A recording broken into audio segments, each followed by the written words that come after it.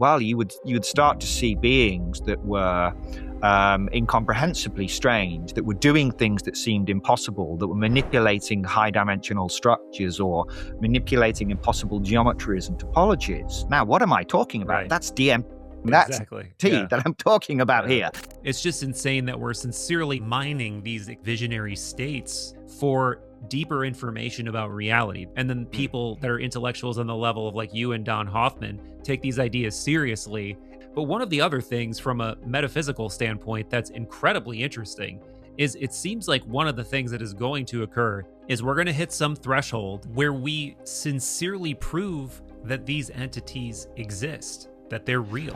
So straight away, not just the experience of the space, that also falls out of the mathematics. And then the type of interactions that you get and the type of beings that you encounter, that also falls out of the mathematics. So you can imagine how this felt.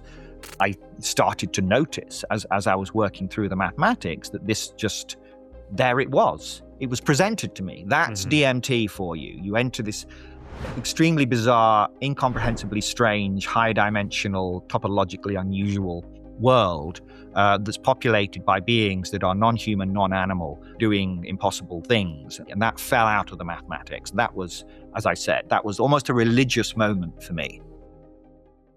It is a truly rare and glorious thing when two of your favorite geniuses collaborate to reality dilating effect, my friends. And that is precisely what is occurring with neuroscientist, entity connoisseur, author, and expanded state researcher Dr. Andrew Gallimore, and cognitive scientist and idealist philosopher Dr. Donald Hoffman. If you've been plugged into their work in the channel for a while, you know, one, they are both multi-time guests, and two, their work goes quite deep, so a bit of orientation. First, the great Dr. Donald Hoffman. His core theses are essentially that the reality that we perceive with our senses is not reality at all. It's more like a simulation, though he doesn't typically choose that word because of some of the connotations. He prefers to call it an interface, an evolutionarily convenient dashboard that allows us to survive, but does not accurately portray the truth of reality at all. So for Don, the physical world is essentially Plato's cave, and beneath that simulation is the deeper reality. And for Don, that deeper reality is consciousness. More specifically, what he calls a vast network of conscious agents. And you might be thinking, well, I've heard this before. Incredibly, though, Don has formalized this in a way that no one before him really has. There is specific theory and mathematics behind all of these statements, and Don has shown even how things like space-time, physics, and our ordinary world, as a consequence, could emerge from consciousness itself. Then there's our guest in this one, Dr. Andrew Gallimore, who brings the other dimension, or shall we say, many other dimensions. He's gone deep down the well of consciousness exploration. Personally, he's written multiple books on expanded states of consciousness and the brain, and he has long taken seriously the idea that these altered states really do give us access to a radically different region of experience, maybe even this realm of conscious agents that Don talks about that's normally, of course, outside of our perception.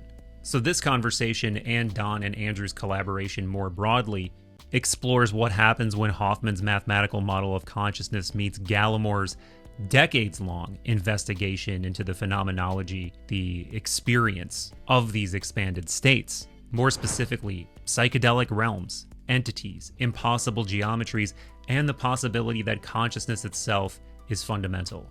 So yeah, light stuff. Let's get into it. Do me a favor, like, subscribe, tickle the algorithm, enjoy. Almost forgot to mention, Don and Andrew did just sort of formally kick this off with not only a paper that we're going to be referencing throughout this mind meld, but a talk that they did in LA. That talk has not been released yet, but my friends, I have secured a couple of exclusive clips for you that I will drop at sensical points within this mind meld. This for me is kind of a dream collaboration between you and Don Hoffman. You guys are like two of my favorite public-facing intellectuals diving into what I think are extremely complementary big questions about reality. But truth be told, I did not expect it. When you told me that this was happening, I was like, holy shit, this makes so much sense. Yet I find this so surprising. So I'm really excited to unpack this, man. Thank you very much. Me too. Yeah. So I guess first obvious question: how did you and Don connect? How did you decide there was like a something there that needed to be investigated? Well, it's not new. I mean, I've been following Don's work for, well, decades, really, because I people kind of accuse me of materialism a lot, like I'm a materialist, a staunch physicalist, or even reductionist, which is crazy. But actually, I'm closer to an idealist at heart. I mean, I've always, for a long time, felt that consciousness is absolutely fundamental, and that we're not going to derive consciousness or boot up consciousness, as Don would say, from physical matter. And yes, I've kind of been interested in Giulio Tononi's work, integrated information theory, but that's still a physicalist theory, really, trying to derive consciousness in some way from inert physical matter. But really, I think, consciousness is, if you were to pin me down, I would say that consciousness is all there is. I mean, I think it's absolutely fundamental. And I think that the world as it is, as it appears to us, emerges from consciousness. So I felt like that for a long time, which is exactly what Don's been saying. But of course, most of my time I speak from a very much a neuroscience-based perspective, because I can really get my teeth into that, right? I can talk about the mechanics and the dynamics of the brain very well, whereas consciousness is a little bit more difficult to get your teeth into. Until Don came along, basically, and said, actually, you can study the mechanics of consciousness. You can study the mathematics and the dynamics of consciousness and how structure and complexity emerges from consciousness, which I think is really what's so groundbreaking about Don's work. Is it's not just this vague idea that you get often in philosophical idealism that in some way consciousness is fundamental, but what do you do with that? I think that's why idealism gets a lot of criticism. It's because people feel like you can't do science with consciousness if you just make that assumption. It's like it feels like a cop out in some way. But Don came along and said, no, we can actually start from these very fundamental assumptions that we have a conscious agent, and that it has a certain number of minimal assumed properties, and from that everything emerges, and his latest work is showing that quite a lot emerges, and quite a lot that we know about the structure of our experienced world can be explained in terms of conscious agents. So it's not a surprise to me that this collaboration kind of emerged, but it wasn't expected. I got an email, I think in November last year, from a guy called Gaspard, who's kind of one of Don's collaborators, or is working with Don to set up what's now the Trace Institute, which is kind of an institute designed to be kind of Don's legacy, to carry on his work and to collect all of everything Don Hoffman related in one place, for the future. And Gaspard emailed me and said, I spoke to Don. He's read your book, Death by Astonishment, and he sees some potential cross-fertilization, shall we say, between your work and his. And that makes sense. He talks about conscious agents for a while now. I've been talking about intelligent agents with respect to DMT entities. So the question naturally arises, well, are we talking about the same thing from different perspectives?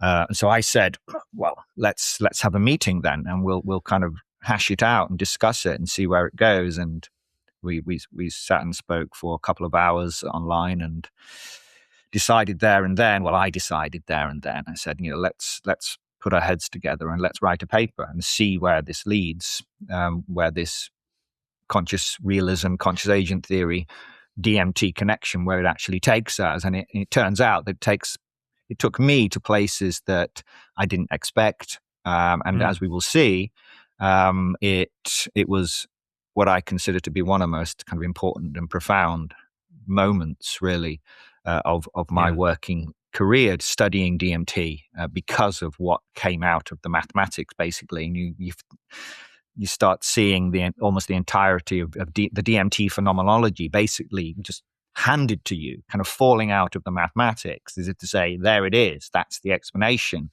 That was remarkable, and hopefully we can get into exactly how that Yeah, works. Yeah, I would love to. Yeah, and what Don is doing, to your point, is just obviously he's saying radical things for a professor emeritus of cognitive science who's highly respected, who, wrote these textbooks and went to MIT and all of that stuff.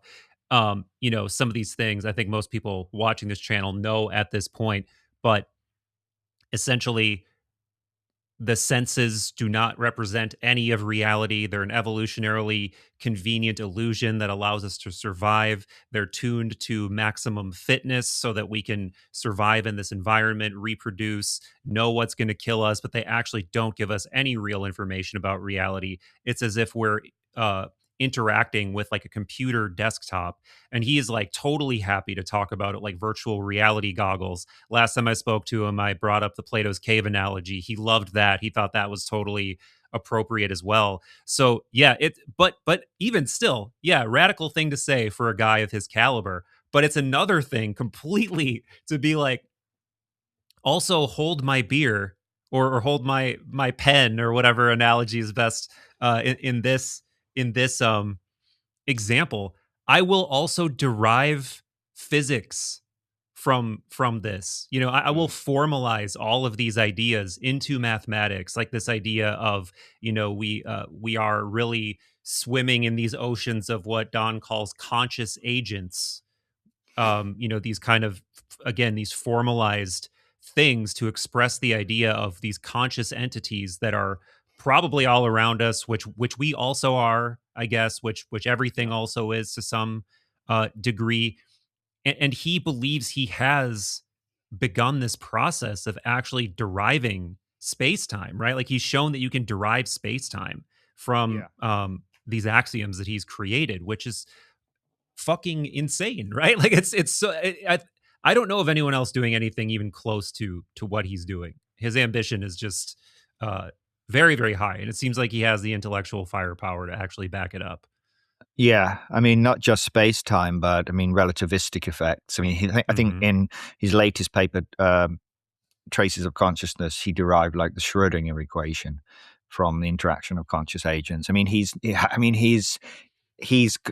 the last couple of years, it's like everything came together. Particularly with this trace logic, this kind of latest development in his work, and he's starting to find that actually, yes, you can boot up, which is amazing that you can boot up these assumed fundamental properties of our reality, the 3+1 dimensionality of space time and relativist, time dilation and length contraction and even, quantum effects. And you can derive it purely from the interactions of conscious agents, and you don't have to derive consciousness. I mean, that's the key point here, is that Right. we reversed that. We've had several hundred years to take inert physical matter and try to get subjectivity out of it, and it's obviously not possible, and it's obviously not going to work. And many scientists have basically thrown their hands up now and said, "Oh, maybe just consciousness is unknowable." Right? Whereas Don says, "Wait a minute, it's the only thing we know. The only thing that we cannot deny is our own subjective consciousness." And so the idea that we would kind of put that aside and assume that this physical matter, which we always observe from within consciousness, that's the Hmm. fundamental thing. And somehow consciousness it's completely backwards when you think about it. It almost seems psychotic that this would be pursued. I can't think of any other scientific theory or ontology, way of looking at reality that would have survived, 2, 3, 400 years or whatever, uh, and completely failed, on that basic Hmm. assumption that matter has ontological primacy and that consciousness is somehow emergent. And that's, it's failed, and yet people can't give it up. And if you say, I want to actually try something different, they will say, oh, you're a crank, or you're getting into metaphysics or into the woo and all that kind of stuff. And of course he's had Hmm. those criticisms, but I mean, he's been around long enough now to not kind of care about that. So I was just trying to understand mathematically what is the best model that I could have of human perception. And I still remember in the late 80s when the mathematics told me that everything I'm seeing, I'm making it up. I'm creating what I see. And I didn't come into it expecting that answer. And when I looked at the mathematics that we were developing, this was with Chetan Prakash and Bruce Bennett, two great mathematicians. When I really understood what the math was saying, I still remember the moment where I realized it and I had to sit down. It was just so stunning to me. So I was not trying to get to this point of view. I was just trying to understand visual perception. And when that came out, it stunned me. Then when it came out later on with what we're doing now, the recursive trace logic and the work with Andrew, again, I have no experience in this space. So, I can read the descriptions, I can try to imagine what it's like, disembodied cognitions and so forth. But just now in the last 3 months, studying the mathematics of the recursive trace logic I've gotten a slap in the face. And the mathematics tells me that disembodied cognition is the norm, and the kinds of embodied cognition that we have is the training wheels version of what's possible. And again, I just realized that in the last few weeks. So I'm still reeling. So I'm not like an advocate of this stuff. I'm reluctant, reluctantly being pushed to it by the mathematics, but I want to go wherever the mathematics tells me to go. And with agents like this, again, I'm a complete hard-nosed scientist. If they're real, we can do hard-nosed experiments and show it. And if they're not real, we'll find that out as well. So for me, it's just follow the math, follow careful experiments, and we'll see where it leads. Yeah, I think the fundamental structure within Don's conscious realism is the conscious agent. And from the perspective of DMT, if you want to see agents, then smoke some DMT, because you're going to see some agents, right? And I've been calling them intelligent agents for a while. To give them the most neutral term, I try to avoid things like spirits or gods or aliens as much as possible, and just refer to them in the most neutral way possible, which I describe as intelligent agents that seem to be conscious. And so straight away, before you even get to the mathematics, you can see where Don's ideas and my ideas start to intersect. And as it turns out, as we'll get to, they intersected much. The intersection was much bigger than I could have anticipated. Yeah, yeah.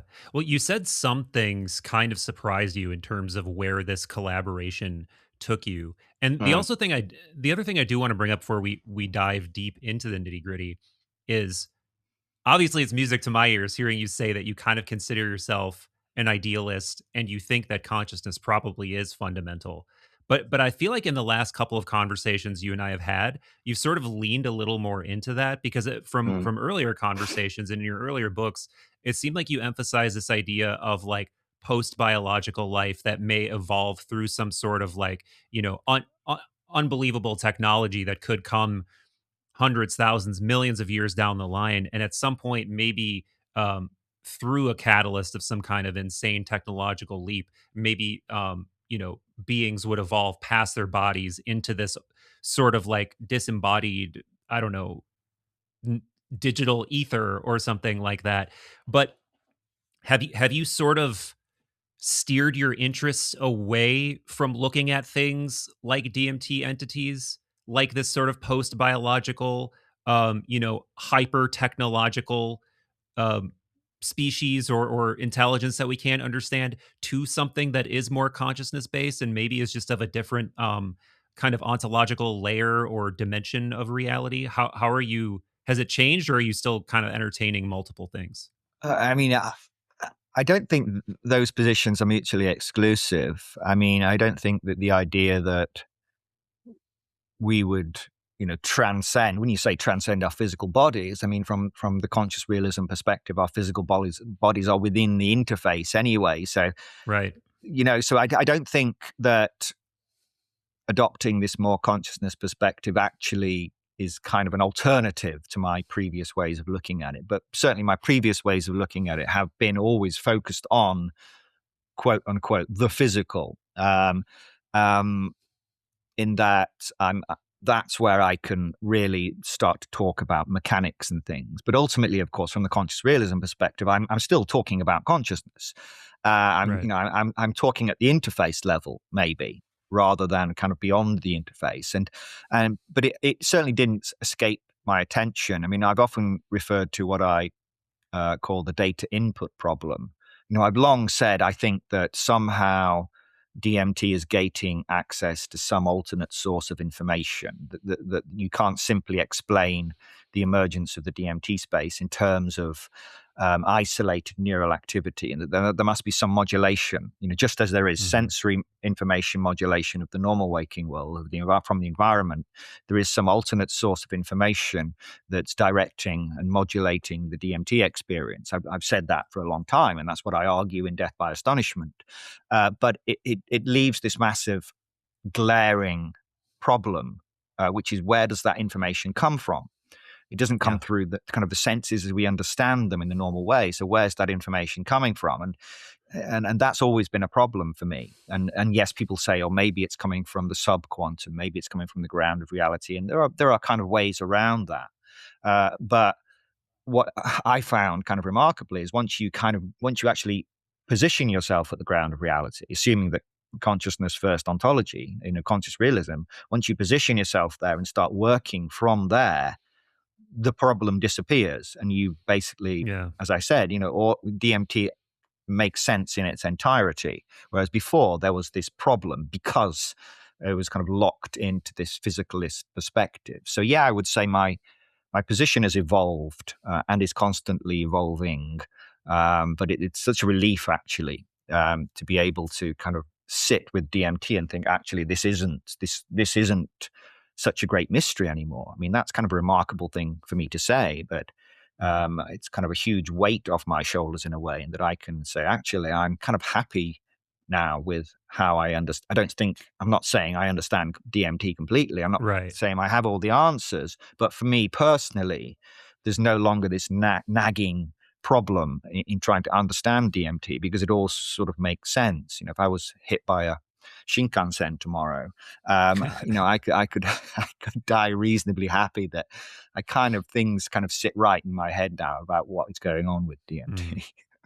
And at least it should be pretty quick if you get hit by a Shinkansen. Unless you're, But man, that totally makes sense. Friends, I have been cooking up the goods over in the members section on YouTube and at patreon.com/third eye drops. What are said goods, and was cooking really the best verb you could summon on this occasion? Well, to the former question, said goods are weekly, at least roughly, exclusive content that you are never going to see here on the main feed, with some of your favorite guests, by the way. Case in point, I am slowly working on a doc that I shot at Contact in the Desert this year with a number of your favorite beings on the topic of UFOs and consciousness, and I will be releasing the full unedited conversations with all of those people only on the members channel and on Patreon. And yes, of course, the doc will be coming out on the main feed if I didn't make that clear. If you do join up over at patreon.com/third eye drops, you will get access to all of those exclusive videos, plus a patron-only Discord and occasional live hangs and more. So much love for watching, my friends. While I have you, tickle that algorithm, like, subscribe, review if you are listening on Spotify. It's kind of a huge weight off my shoulders in a way, and that I can say, actually, I'm kind of happy now with how I understand. I'm not saying I understand DMT completely. I'm not saying I have all the answers, but for me personally, there's no longer this nagging problem in trying to understand DMT, because it all sort of makes sense. If I was hit by a Shinkansen tomorrow, I could die reasonably happy that things kind of sit right in my head now about what is going on with DMT. And at least it should be pretty quick if you get hit by a Shinkansen. Unless you're, But man, that totally makes sense. And the other thing that makes sense is, once you stop chasing this mysterious promised moment where, from the materialist perspective, where consciousness emerges at some mysterious point from the brain, right? From some level of complexity. If you just change your axiom, your very simple fundamental axiom to, well, what if just everything is conscious? And then consciousness just gets more and more complex, maybe more and more gated, takes on all these different um possibilities or non-possibilities based on how it's expressing itself or it manifests. Yeah, it just makes so much more sense. And you can just kind of get beyond this thing that's impossible to locate, probably because it's evidence of a fundamentally wrong way of looking at everything, which Yeah. which I think you and I both agree, and most people listening to this channel definitely agree that consciousness probably is more fundamental, or is at least deeply interwoven with reality in ways that doesn't require it to be born out of a sufficiently complicated brain. Um, Yeah. so before we like get into the nitty gritty of how all of this has evolved, how this collaboration has like what fruit it's born, what ideas it's born, what sort of like do you think there are any ground level things we need to unpack from in terms of like where you're coming from, or anything you want to say about Don's philosophy? I mean, I think we sort of laid it out already, at least a little bit. Yeah. I mean, I think it helps to refer to. So in my second book, Reality Switch Technologies, um, so for those that don't know the book, it's basically an account of, it's a description of how, broadly, how from a neuroscientific perspective, how psychedelics alter the structure and dynamics of your world, and how it allows you to change the structure and dynamics of your experienced world. And within the book, I developed this concept called the world space, right? So the world, I define as basically everything within your conscious experience, everything that you are conscious of and aware of, and that forms your entire reality, is what I call a world, right? That's your world, and you have your own world, and everyone has their own world. And this world is represent the structure, at least the structure, the dynamics, and the content is represented within the cortex, and this is fairly well established and quite easy to demonstrate. We can manipulate your brain in certain ways, whether using electrical probes or using drugs, and we can change the structure and dynamics of your world by manipulating your brain. And so your experience of a world is moving from state to state. So each world is a world state, is a state of the cortex, and that the cortex moves from state to state. And that's your experience. That's your kind of trajectory through the experience of existing within a world. And so you can then think, well, what are all the possible states of the cortex? What are all possible world moments, if you like, that your cortex can construct? And you can lay them out on the surface landscape, which I call the world space. And then through kind of connections, the molding of connections between neurons in the brain, cortical columns specifically, we sit within this very, very small region of this world space landscape. It's like an attractor basin.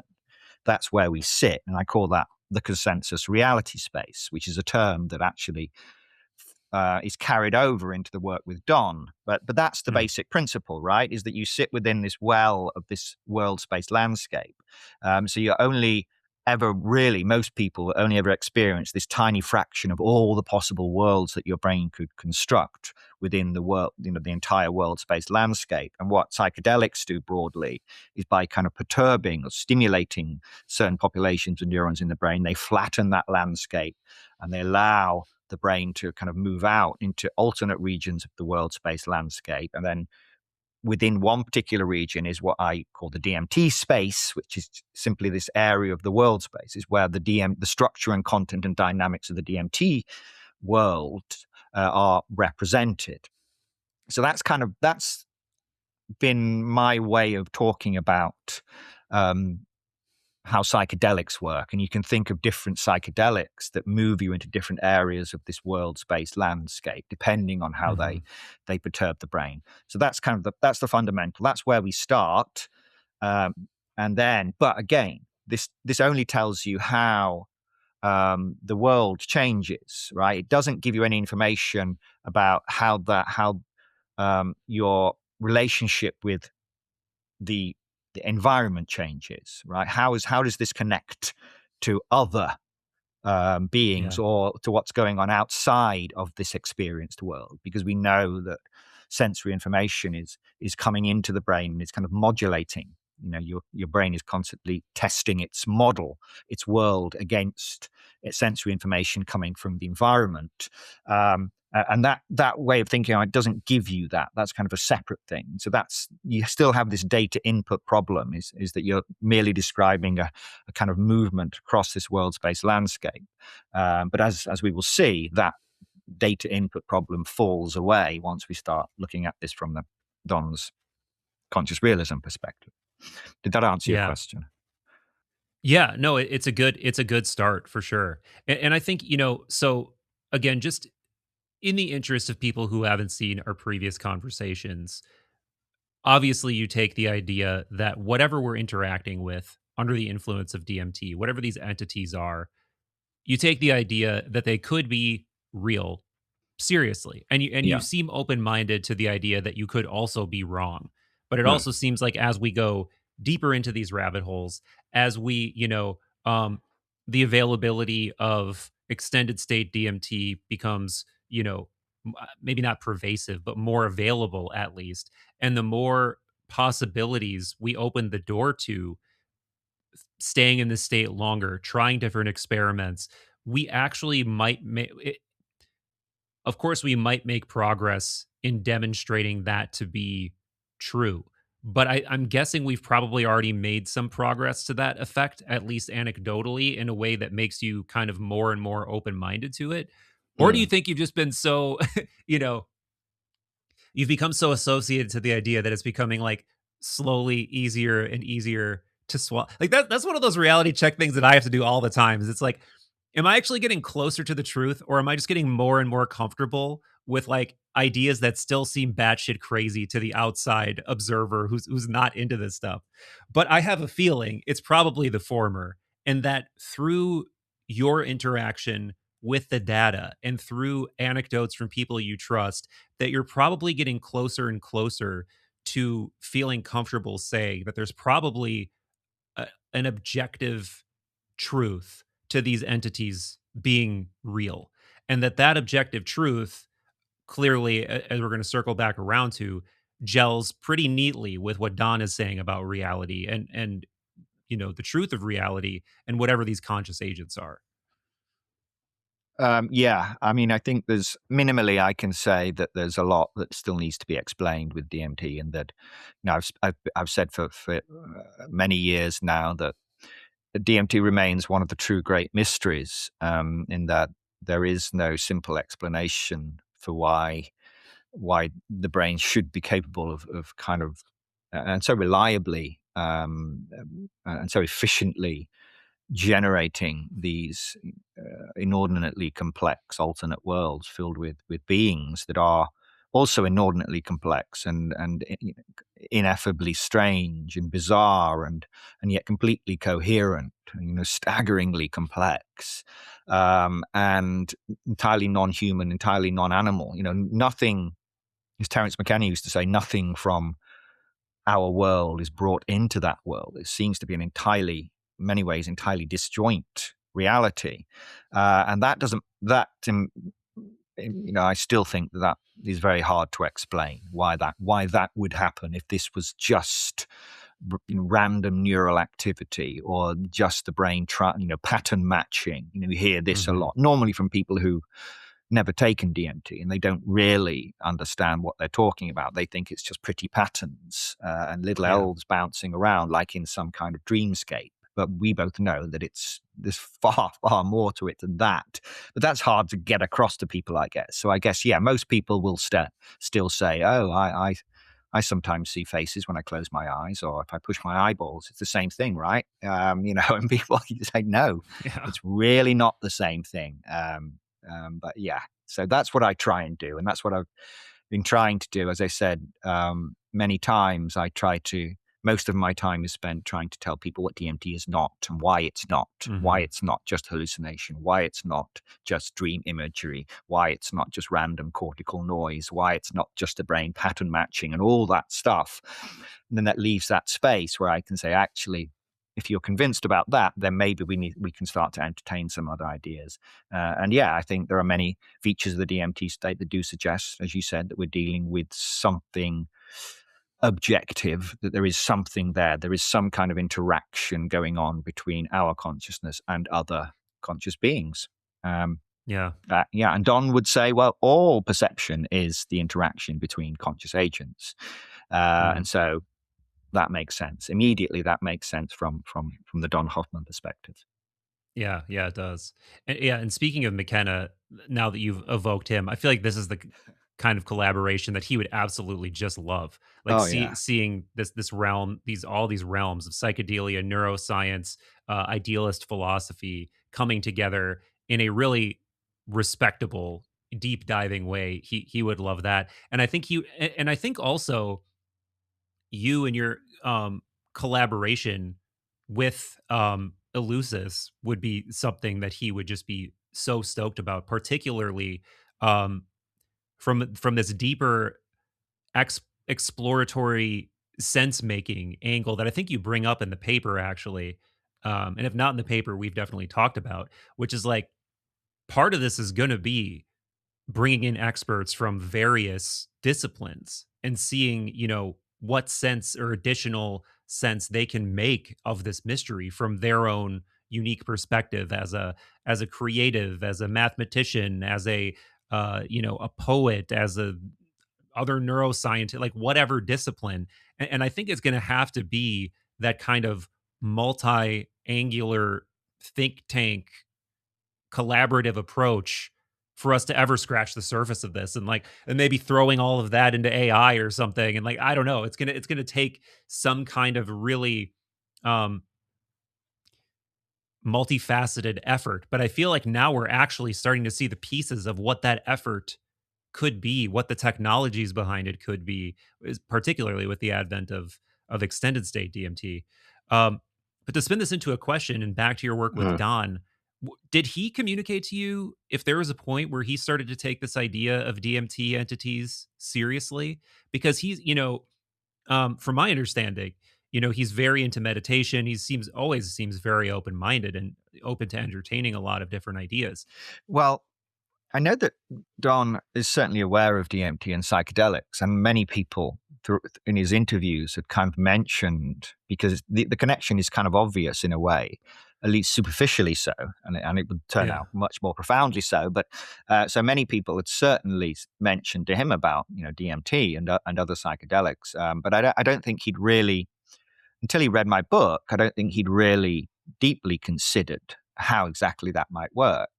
And the same from my perspective. As I said, I'm very familiar with Don's work for many, many years, but I hadn't really seen exactly how they fit together. So it was just like this thing was kind of fermenting, if you like, for a long Yeah. time, and finally it kind of comes together. So I don't think there was a single moment when Don thought, yeah, maybe DMT applies here. Until now, really, but it certainly feels like this collaboration has been a long time in the making. And people always say to me, I've been saying for a long time, "Oh, have you heard of Don Hoffman?" And his work seems like it might connect with yours. And in the back of my mind, I said, "Yeah." I mean, I thought, yes, that absolutely, but I wasn't quite sure how and how to approach it until Don's latest work, until he sent me this Traces of Consciousness paper, this draft paper. Hmm. Then it really came together in ways that I couldn't have hoped to have predicted. Yeah. Hmm. Yeah, let's get into this trace idea because I think in my first time over it, I had a little trouble understanding it. I think I generally understand it now, but let's get into that because that maybe it's just a name that isn't the most descriptive, so it leads to sort of a foggy understanding. But it's really kind of the latest development in Don's work. He's gone from sort of, generally sort of this argument that I mentioned before, that we see 0% of reality. We essentially live in an evolutionarily convenient simulation. Um, what's real is consciousness and this realm of Mm. conscious agents that we are utterly basically ignorant of, and we don't have the ability to sense, at least directly through our senses. But then my understanding is that whatever we're dealing with, there is some trace of this deeper reality within the interface system, Right. within the matrix of what we're dealing with. And he's actually demonstrated this again formally, not just an idea, but he's like demonstrated this through math, through peer reviewed or in the process of being peer reviewed papers. So yeah, unpack that anymore. Add any additional important details to that, please. Yeah. So it is. The concept of the trace can be approached or can be understood from a number of different perspectives. From a very fundamental, basic, very abstract mathematical perspective, which we probably shouldn't get into because it won't really, probably only confuse people more than anything. But there's also a perspective that we discuss in the paper. So people can read our paper. It's published online on Archive now, SciArchive, Gallimore and Hoffman and Hermanson paper. Which goes into all of the mathematics.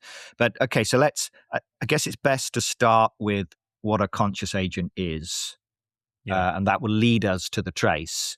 So what is a conscious agent? Well, a conscious agent fundamentally, in its most basic terms, is something that has experiences, right? It's the most basic, fundamental kind of way you could think about what is a conscious agent. Conscious agent is a thing, consciousness, a unit of consciousness, if you like, that has experiences. And it can have a certain number of experiences, and it can move from one experience to another. So an experience state. So you can think of a conscious agent as just like I spoke of the world-space landscape, right? The brain can construct a certain number of worlds and it forms this vast landscape. There's a concept within conscious agent theory called the experience space, right? And what is the experience space? It's simply a vast list or a vast landscape of possible experiences of a single conscious agent. That's the experience space. But that experience space, as I said, it's just a list of states. It doesn't tell you anything else. It's just a long list of states. It doesn't tell you anything about how the conscious agent actually moves from state to state. So if you imagine the experience space as this vast landscape, you then have this other mathematical structure that kind of sits on the experience space, and this is called the qualia kernel. Right? It's a mathematical object called a Markov kernel. People don't understand that, doesn't matter. But basically, it's an abstract mathematical structure that sits on top of the experience space and basically tells you, okay, if you're in this experience state right now, what is the probability? If you're a Michael, yeah. Right, yeah. If you're a Michael, if you're yeah. At this moment in time, right, what is the probability that you will move into this state? So let's take the simplest example. Let's imagine a conscious agent with only 4 states, 1, 2, 3, and 4, right? So that's just a list of states. The qualia kernel says, okay, let's say we're in state 1. What's the probability that the next state we move to will still be 1, or the probability it will be 2 or 3 or 4? Yeah. If we're in state 2, what's the probability we stay in 2 or we move to 1 or 3 or 4, right? That's the qualia kernel.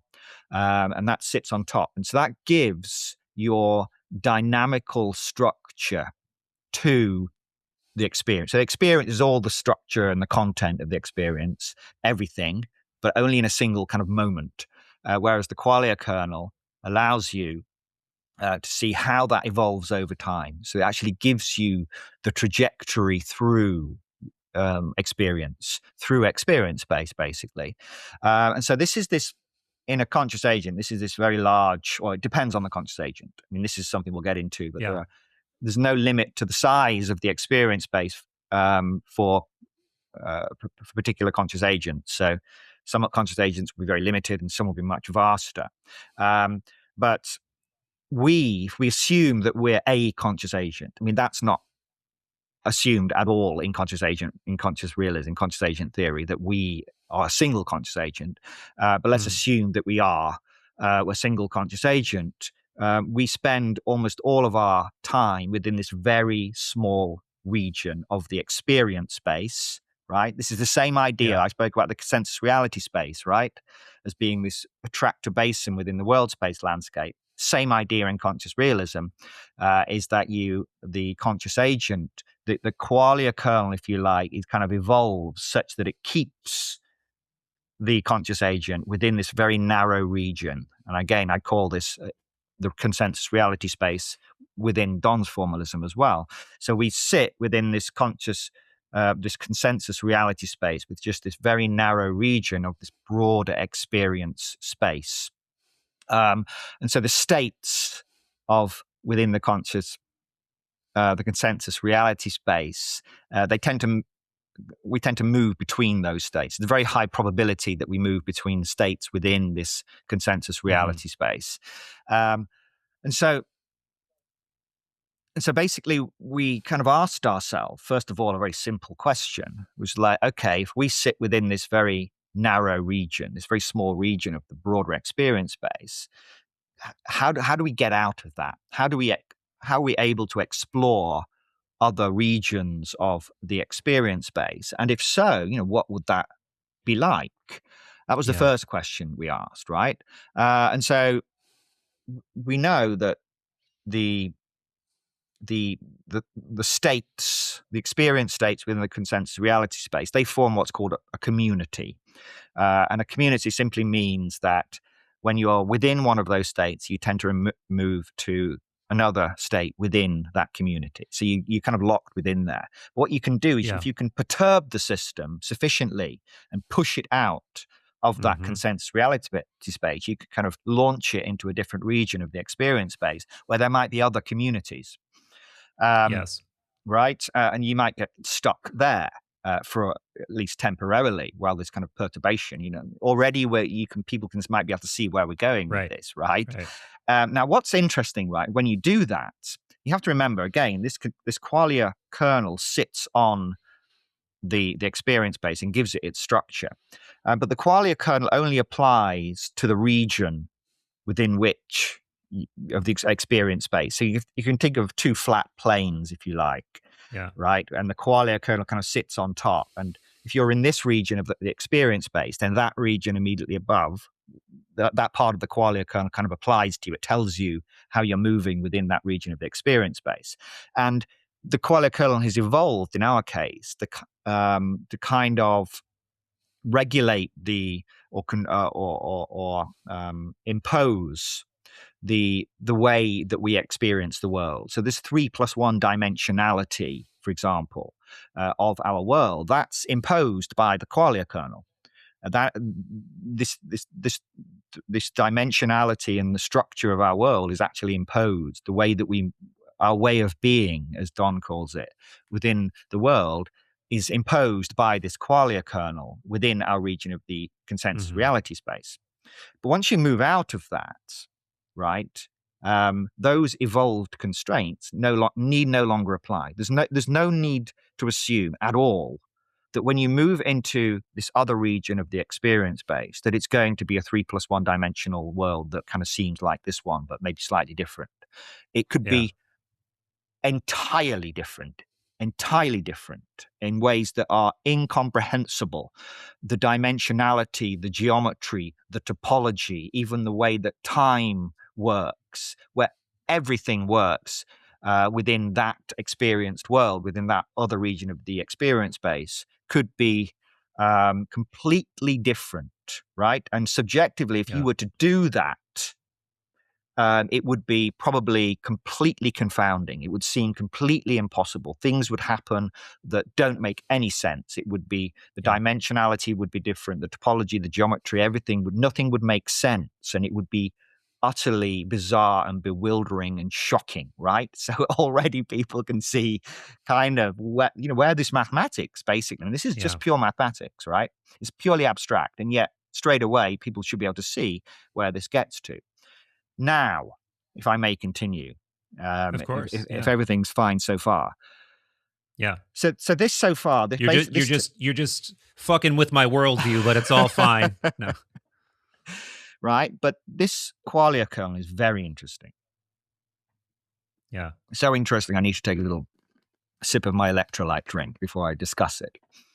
So at the moment, right, this qualia kernel, it tells you about the structure and dynamics of your world, how you experience the world, your way of being within reality, and everything about your reality.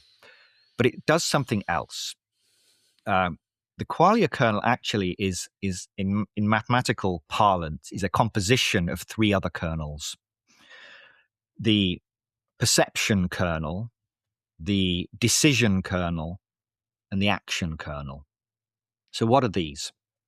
So to kind of go back a little bit, so a conscious agent, I said before, is a something that has experiences, right? But that's not it. That's not just it. It has experiences, but it also is able to interact and perceive other conscious agents, right? So when a conscious agent, so first of all, just to kind of reiterate, when I talk about the world here, right, and when Don talks about the world, what we mean is all conscious agents, right? The world, reality consists of and only of conscious agents. It's not conscious agents that are embedded within a physical reality or connected to or interleaved with. Reality is and only is purely conscious agents. And the entirety of all conscious agents is what we mean by the world, right? So a single conscious agent can do things. It can perceive. It can make decisions based upon those perceptions, and then it can perform actions based upon those decisions. And those actions affect other conscious agents, right? Yeah. And then other conscious agents, they perform actions on the world, i.e. the network of conscious agents, which change the states of other conscious agents. They change the states of the world.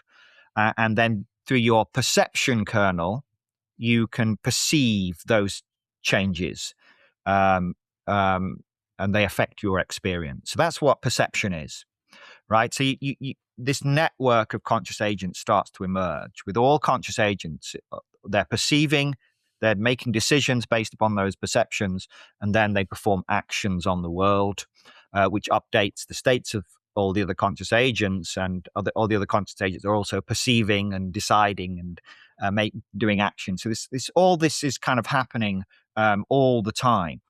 And what perception is, and this is key, right? So Don Hoffman talks about the interface. The interface really is just your experience base, right? A conscious agent is something that has experiences, and that experience is how it perceives its world. It can never have access. So you have all these other conscious agents doing things with all these different dynamics and structures, but you can never see that. All you have access to is your own personal experience. In neuroscience, we would say you have this model of the environment. You never have direct access to the environment. You only have the model that you have to test against sensory information. In conscious agent theory, we simply say, a conscious agent has an experience. That's it. That's all it ever has access to is its own experience and the updates of its experience, how it moves from experience state to experience state within its region of its own experience-based landscape. That's all it ever has, right? But it also has this perception kernel. So, and again, the perception kernel is part of the qualia kernel, right? Yeah. So when another agent, let's say you have this other conscious agent, right? Let's say we have conscious agent A. Let's say I'm conscious agent A, and then you have conscious agent B. Conscious agent B is doing things. It has a certain structure. It has a certain dynamics. All of this is completely unavailable to me, conscious agent A. But when the conscious agent B is doing things, performing actions, yes, on the world states are changing. So the world itself has this vast world space, which is all the possible states of all conscious agents. And when a conscious agent performs actions, it is changing those world states. And then the perception kernel basically is sensitive to some of those states, which affect its experience. The perception kernel kind of affects the experience base. Remember, the qualia kernel is sat on the experience base and is affecting how you move from state to state. Because the perception kernel is part of that, when the perception kernel basically is like the information channel from the updates of the world states caused by other agents through to how that affects your experience. And so what the trace is from this perspective is, how does this agent's behavior, this agent's actions affect my experience? How does it affect how I move from state to state? And that's the trace of that agent. I never have direct access to that agent. There's no guarantee that I will see this agent as an agent, as a living being, for example. The trace simply says, okay, what's the influence of that agent's actions on the update, my movement through experience space? And we call that the trace. So it's like this agent leaves, intuitively, the agent leaves a trace on my experience. And that's what the trace means. And so you have all of this vast network, like effectively infinite network of conscious agents of all different types, all different complexities, all different dynamics. The vast majority of these leave no trace whatsoever, right? Wow. Because the qualia kernel is certainly in this region of the experience space, sitting above in this consensus reality space. The qualia kernel has evolved to allow us to interact with a very, very thin slice of the conscious agent network, right? Those are the conscious agents that leave a trace in our experience. That is what when we look around, this is what we're looking at. That's what we're seeing. That's the interface. Yeah, the interface is the experience, the experience space, and certain agents, a very, very, very small number of agents that have been selected basically by evolutionary pressure. They leave a trace, and that's the conscious agents basically that we're interacting with and perceiving. Right. That's what perception is. It's the leaving of a trace on our experience from other conscious agents. But there's basically an unlimited number of these conscious agents that exist and are there and are part of this network that I say never have access to, but normally would never have any kind of access to. Yeah, man. We could thank you for unpacking all of that, and we didn't even unpack it. We basically just set out the suitcases that could now be unpacked for like the rest of the conversation, because there's so much. I don't want to stick with the luggage analogy, but there's so much. So I'll switch to food. There's so much nutrition within within all of these meals you just presented, because it at the same time makes everything infinitely more mysterious, yet make so much more sense. So for instance, here's one potential implication of what you said. So you brought up this idea that there's infinite conscious agents almost of infinite complexity, and even if it's not really infinite, it might as well be, because it's so vast from our human POV that's so limited, right? So if you and I interact, we're part of this same community space idea that you talked about earlier. And as such, the traces of what I do make sense to you, right? Because we're dealing with the same layers of reality. But if there's some, let's just say alien, right? Yeah. Because it's a fun example. Like, let's say there is a physical alien being. Who cares where it's from? But it has Zeta Reticuli. Sure. Yeah. Perfect. Yeah. But it has all of these different types of qualia, its qualia kernel has access to things that we don't have, meaning maybe these are kinds of perception, maybe maybe it's psychic, maybe it perceives the layer of reality that is psychical, right? That maybe we only get tiny faint glimmers of for like an instant that turns into a premonition or a precognitive dream or whatever. Maybe this thing primarily exists in that realm. Let's just say that for an example. We would not understand what it's doing, what its No. perception is like, what parts of its consciousness are interacting with this thing.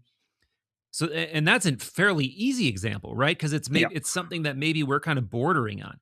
Now, project this like into a DMT experience, where as you started to hint at, we might be temporarily gaining access to different levels of qualia, different possibilities, different in Don's terminology, like different options in the sort of like Markov chain, where like we let's say again, easy example, we only have 6 normal possibilities. Let's say DMT adds options 7 and 8, right? And those 7 and 8 give us faint glimmers of 9 and 10, right? And it just keeps going and keeps going and keeps going. So this is why I was saying it makes everything make so much more sense, yet get infinitely more complex, because the complexity like never really stops. Yet just from these very simple ideas, we sort of see how it all makes sense from from at least a starter angle, how something fairly simple can quickly get very complex and very alien in Yeah. one or two, like right now, just another fun example, because it's something all the listeners have heard me babble about over and over and over again, and you probably talked about a little bit in your most recent book, which is like or at least probably as a question that's begged, is we sit here and like struggle trying to figure out what it seems like in every weird case, there's some relationship between consciousness and higher technology that we don't understand. Mm. And there's just like the pieces don't fit together. Maybe we're one possibility in the Markov chain away from all of those dots connecting. Maybe there's just like one simple thing that we're missing, but by virtue of the way we perceive and interact with the world, we just don't get it. And maybe the very next thing up from us totally gets it and bases all of their technology on it. So you see how quickly this can just spin into so many fun possibilities and thought experiments, but yet Yeah. they're not just thought experiments. They kind of make sense. Oh, they make perfect sense. And what's beautiful about this model is that you can actually meaningfully talk about the complexity of other conscious agents. So conscious agents, right? It's absolutely implicit within Don's theory that there is this infinite number, basically, of conscious agents. And they can vary wildly in terms of the size of their experience space, but also how their qualia kernel works. So that in the paper, we talk about things like adjacency relations and, what are the dynamics, what we call the Markovian dynamics of a conscious agent? How different are they to ours? And what are the levels of complexity that can emerge?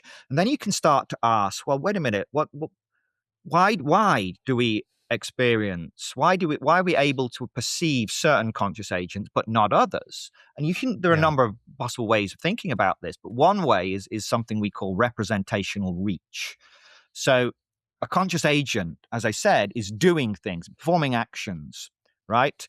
And they may be actions that affect our experience in a way through our perception kernel that allows us to kind of form meaningful representations, right? It's like if let's say you open a JPEG file on your preview app on your Mac, if you're a Mac user like me, you will get this beautiful picture. Because the data, you've got a certain amount of data that's not an image, but it's kind of represented by the program in a way that makes sense to you. Now, if you then open that same file using a text editor, you just get this meaning. It's the same data, right? No way of representing that data is more correct. It's just a different way of representing the data. And yet the text editor form is completely and utterly meaningless. It's a scramble of letters and symbols and weird stuff, right? It's a mess. In the same way, the vast majority of conscious agents, it's not like they're hiding or they're far away or there's some kind of block. It's simply that their actions cannot be represented in a meaningful and coherent and structured way within our experience base. Our qualia kernel can't do it. It's like trying to ask our qualia kernel to represent data that represents a 5-dimensional object. It can't do it. It can represent data that could meaningfully and usefully and adaptively represented as a 3-dimensional object, and that's how we experience the world in 3 dimensions. But if you give through our perception kernel, we receive information that could meaningfully be represented as a 5 or 6 or 7-dimensional object, it would just be treated perhaps as noise or ignored entirely. We wouldn't perceive it. So we have this representational reach, which is very limited. And you have these agents necessarily from the mathematics that have Markovian dynamics, that are performing actions that are so complex and strange and exotic that they're simply kind of filtered out or treated as noise. But, and this is where it gets really beautiful, if we move out of the consensus reality space, where those constraints imposed by the qualia kernel within the consensus reality space, those constraints no longer apply, then you're kind of opening up, you're kind of freeing up the experience base to move in different ways, entirely different kind of dynamical regimes. And those are precisely the regimes you would expect that would allow you to interface and to perceive and to represent in a meaningful way the behaviors, the actions of otherwise far more complex conscious agents that are normally beyond our representational reach, right? Now, when you do that, this is purely from the mathematics, right?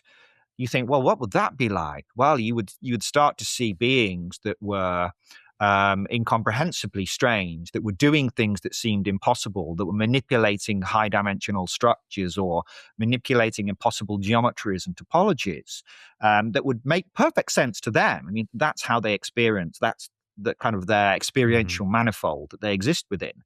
To them, it's simple stuff. They're doing basic stuff from their perspective. But from our normal perspective, it would be incomprehensible. But when you get into that region of the experience space, your qualia kernel kind of allows you to represent this. It allows you to perceive these agents, basically. Now, what am I talking about? Right. That's DMT. I mean, that's exactly. DMT that I'm talking about here. You see these beings that are doing impossible things. I'm not saying, and this is really important, I'm not saying here, it's not implied by the conscious agent theory that these are super advanced, technologically. I mean, I often talk about that, but that's not within conscious agent theory. That they are simply operating within an entire, they're conscious agents with entirely different Markovian dynamics that are far more complex, perhaps, than us. And so what they're doing is trivial.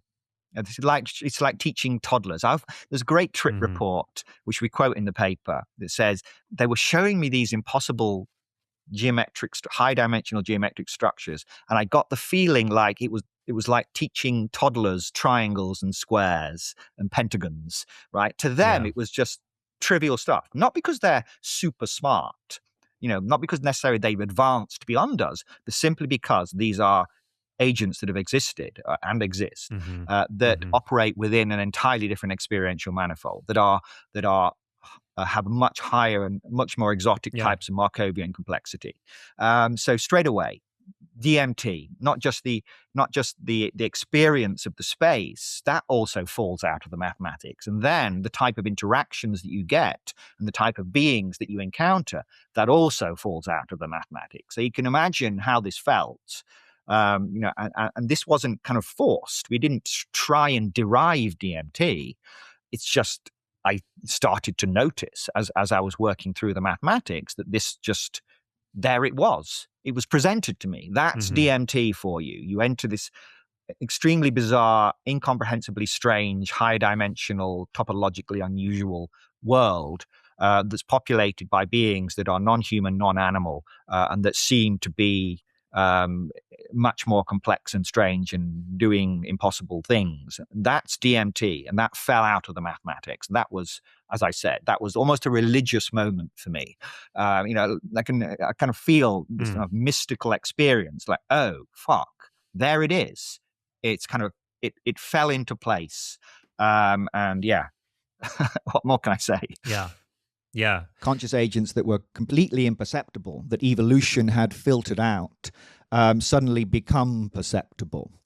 And even better than that is that you can actually, again, not even thinking about DMT, you could actually think to yourself, okay, what would that actually be like to be situated within this consensus reality, this space, this very limited region of the experience space, and then to be pushed out of it and find yourself in this entirely different region? What would that actually be like?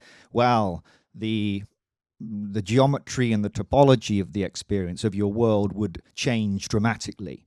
There's no reason to think that this 3+1 dimensional restriction that we get in the consensus reality space would apply outside of it. So it would likely be an entirely alien world that would be impossible. It wouldn't make any sense to you. It would be completely unlike any kind of experience you've had, any other kind of world.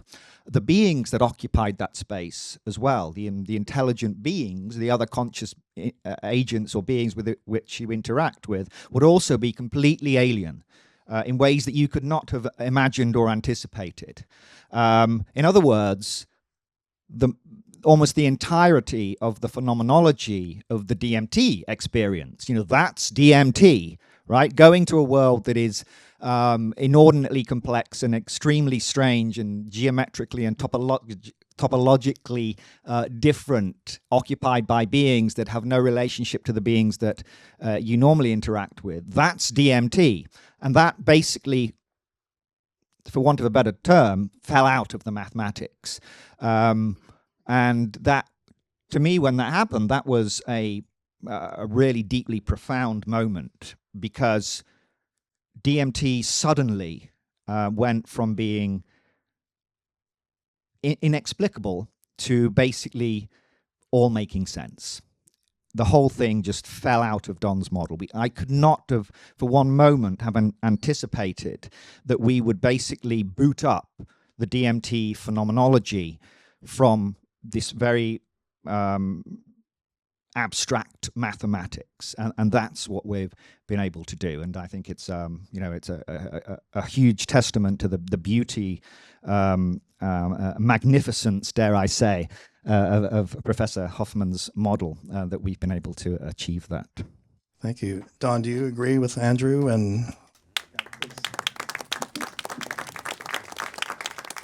do you have any further thoughts to add about the convergence of this model with the DMT? Well, I agree that it fits like a glove to the phenomenology that Andrew's been exploring for many, many years. It's truly stunning. One of the things that's so incredible about it, and again, so perplexing, is the fact that there is this weird innate familiarity, even to things that are so far beyond us that, like to your point, we have no gauge or understanding or concept which to apply or contextualize any of these things in these expanded states of consciousness, particularly like the really far out ones that DMT can bring about. Yet there is this familiarity. There is this almost like platonic anamnesis of like, how did I forget this? Or like, or how did I forget this place or this kind of knowledge? And we've introduced so many subjects, so I'm like reluctant to bring like more esoteric concepts into this. But there's another concept that I had trouble wrapping my mind around the first time I encountered it that I think is very appropriate to bring up here, which is this this idea of logoi. Have you ever heard of logoi before? How are you spelling that? So it's like logos, but it's almost like a plural form of logos, I believe. So what it is, the idea that it's trying to get across, and this is why I think it's so appropriate, is that these logoi are something the psyche can recognize as traces of higher kinds of knowledge. Like, so these logoi are almost like portals to the deeper realm. They're almost like I don't know, rays of, you could think of like maybe the logos is like the sun, like the collective logos of reality is like the sun. And because we are also fundamentally of this, and I think again, you could easily say that we're fundamentally of this thing, this one that we call consciousness. We recognize these higher forms of consciousness, even though we don't have the hardware, the equipment, the senses, the Hoffman interface to interact with them. There's still this weird familiarity because we recognize it as something, that has deep relevance to us, like a relevance even deeper than what we perceive here and now, even though we Yeah. can't quite make sense of it. So yeah, this logoi idea that you run into in Platonism, like again, seems very appropriate here, and kind of in some ways, and this may be my rudimentary understanding of both of these ideas showing itself, but it reminds me of this trace idea. Like almost like we're seeing like the evidence of something higher interacting with us that we can interact with. And particularly I think, DMT is like logoi and like a logoi engine or something, right? It's just like it just epiphany after epiphany of, and like layer of reality after layer of reality starts to reveal itself. So that's not really a question, but that's a ramble Well, that I perceive to be interesting, at least. well, yeah, I think you're right. I think there is deep down uh, a deep understanding of what we are, right? That thing that the Zen Buddhists try to approach, which they call our original face, right? The Hindus Yeah. would call it Brahman or something, the ultimate reality. We are fun. We have this.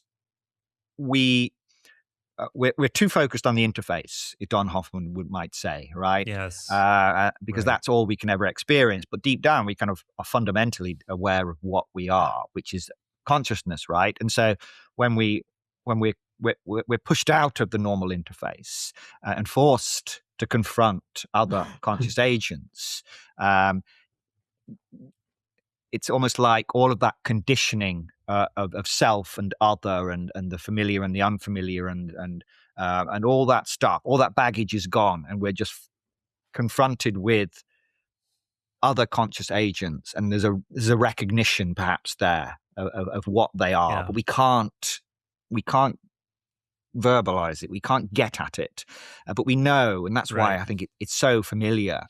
Is we ultimately know that we are conscious agent or conscious agents, and that's all there is, and perhaps we're forced into a kind of confrontation with that fact, and we're so, and this idea of illusion, and that it's all the same illusion, and Timothy Leary used to say, as you go through the psychedelic state, don't fear not. It's all the same illusion. It's all the same illusion, and in a way, that's true, in that it's always the interface. Even when you're in the DMT space, you're not kind of getting to Hmm.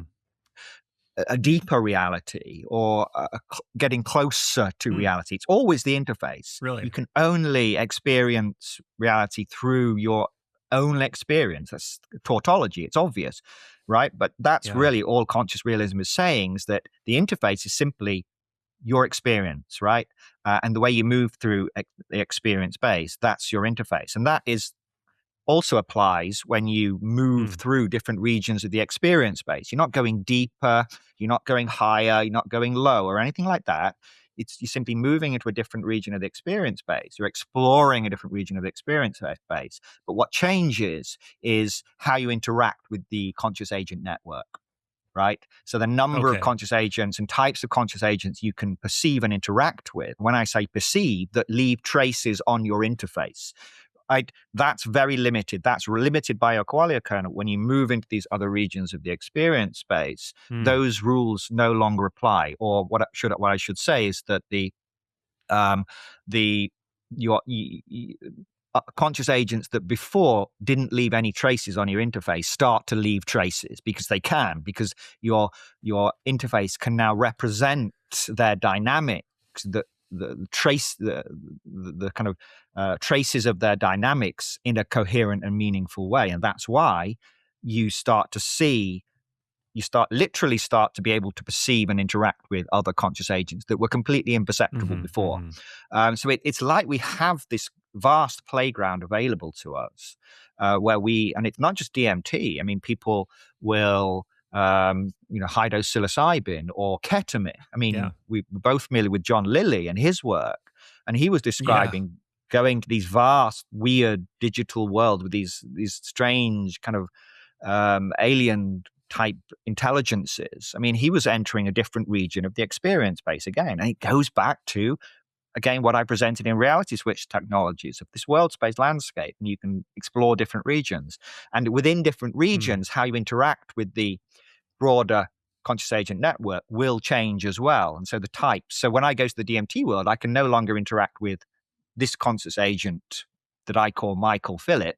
All right, but I can interact with conscious agents that I couldn't interact with before. And so you can imagine in the future, perhaps, some kind of tool, some way of navigating this experience-based landscape. So it's not so haphazard. It's not like we just kind of perturb the brain with this molecule and kind of get fired into this other region of the experience space, but we can actually navigate the experience space and say, I want to enter this region. I want to enter this region where I can interact with these types of conscious agents, with these types of Markovian complexity and structures, and actually start to build a map of reality, a map of how we navigate the conscious agent network.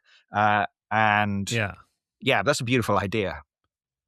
That's really interesting, and I actually did not expect you to say that. And in some ways, that flies in the face of my assumptions about what I think is going on here, and it kind of it flies in the face of what I think a lot of people who are of a seeking esoteric disposition might think about reality. Like there is some path to augment, enhance, evolve our consciousness closer toward a true reality, right? Like in a Platonic or Hermetic sense, it would be this like hierarchical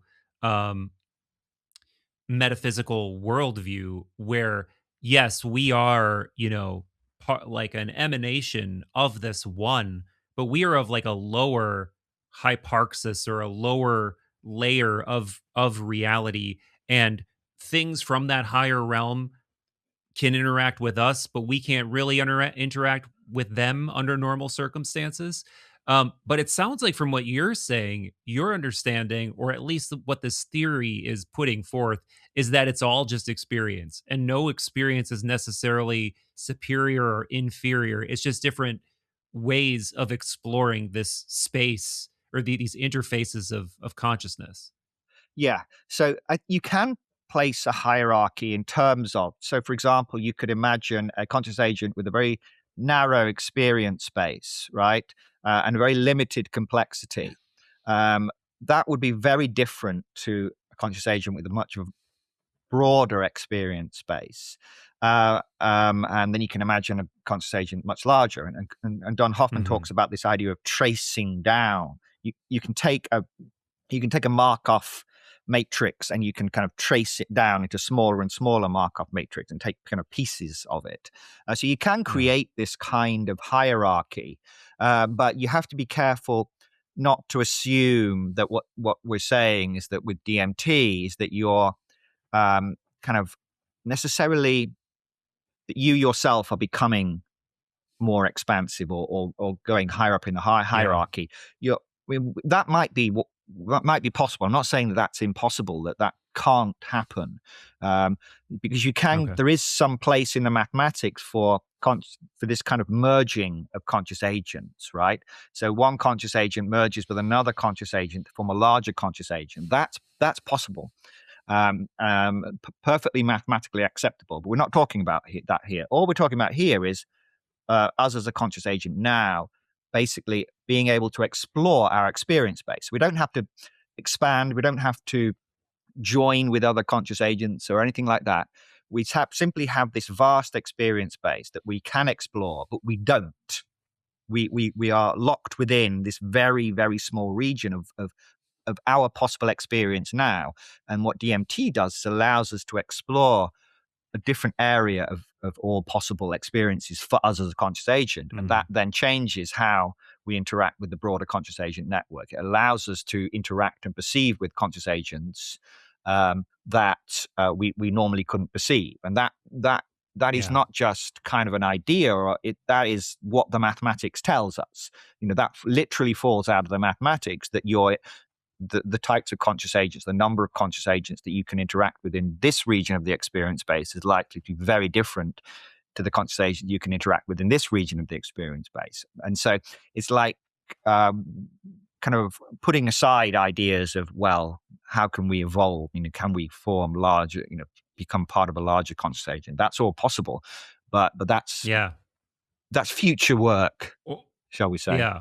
Or even crazier, are we already part of a larger conscious agent, and we've sort of temporarily disassociated from our knowledge of being part of, that's a sense that sometimes I do get in altered states, is that there is this sort of, not just a larger thing that I'm a part of in we're all living on this planet, and this suddenly, one of the very common experiences people have, myself included, is a sort of planetary consciousness sort of experience, particularly with psilocybin for me. There's often this sort of teaching that seems to be coming from a Gaiac, Mother Earth kind of transmission that's reminding me of things.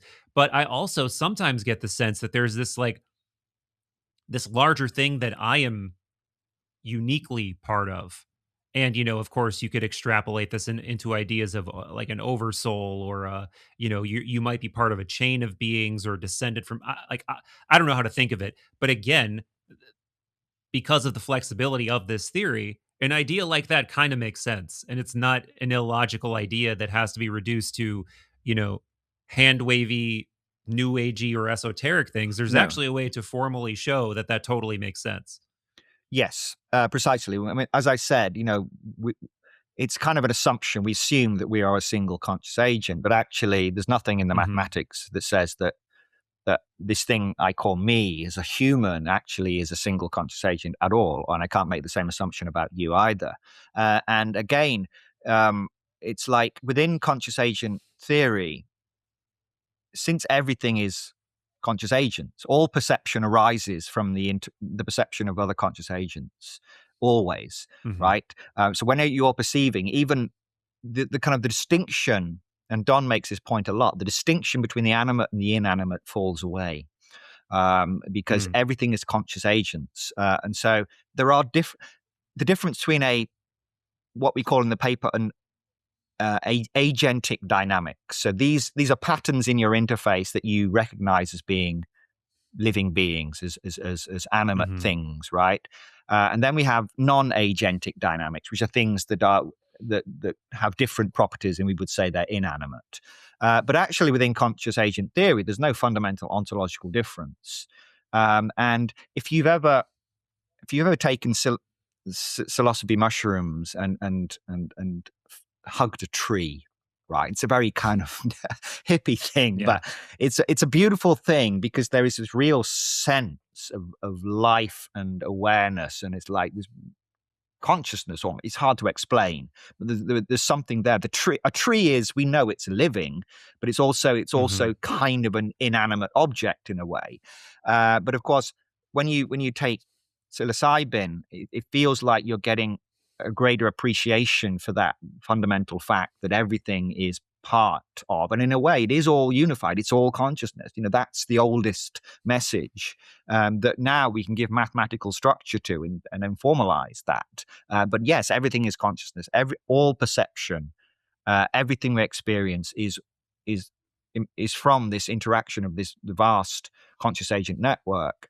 And sometimes you get a kind of a deep kind of awareness of that. If you anyone take 3 grams, that's a good number, 2 or 3 grams of psilocybe mushroom, dry grams, and go and hug some trees, and you'll get feeling that there is, that you're, and this is often expressed as oneness or oceanic boundlessness. We have all these terms from psychedelic science to describe these things, but I think it's this deep awareness that actually, yes, we're all made of the same stuff in a very fundamental sense. Not just we're all made from matter. We're not all made from stardust. That's the physicalist perspective. But we're all, our consciousness itself, that's all there is, and that's all there will ever be. And conscious agent, a single conscious agent is just one way, one perspective, if you like, of experiencing reality, which is always experience. Yeah. Reality is just experience. Consciousness is experience. And there are many ways of experiencing that. And you can formalize this using the language of Markovian dynamics and mathematics. And that's what Don's conscious realism does. And DMT offers us a temporary way to explore beyond what we, it allows us to experience, it allows us in a way to become the alien in a sense, temporarily.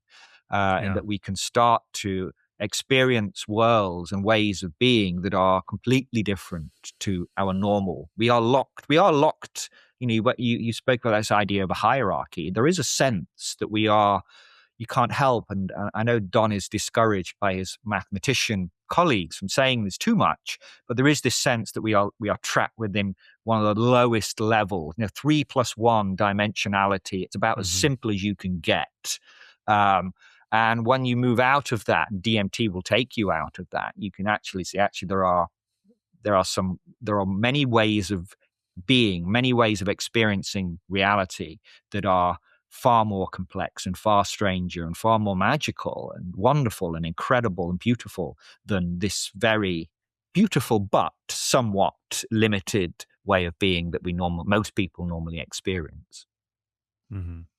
What I think is also really interesting about this relationship between you and Don is you are providing a practical avenue that is like experience-based and phenomenological, but that you actually can like bolt into something that has a hardcore theory behind it. And the way that you do that is definitely, I think, most dynamically and deeply through extended state DMT. So like now that there is this place that you're affiliated with that has the ability to bring people into this state like anytime, pretty much indefinitely, like what are some of the experiments that you're thinking about doing to try to explore this space, try to explore the reality of these entities or these conscious agents, however you want to think about it? Because it's like there's this whole new door that's open now with this being available, and particularly with you also, being connected to Don. It's just like there's so many possibilities. Yeah, so I think so what Don provides is, as you said, the mathematical foundation for all of this. He provides the mathematical framework that allows us to think about reality in this way.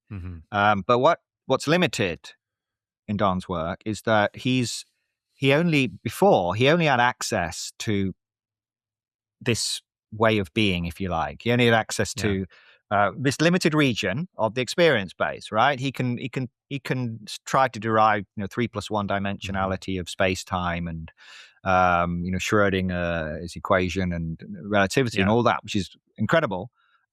But of course, it's absolutely implicit in the mathematics that there are all these other ways of being, which could be informative, right, about how this all fits together. And so what DMT and other psychedelics offer is a way to actually not just study the 3+1 dimensionally of space-time, but actually start to explore entirely different ways of being, entirely different ways of experiencing, entirely different dimensionalities and geometries and topologies.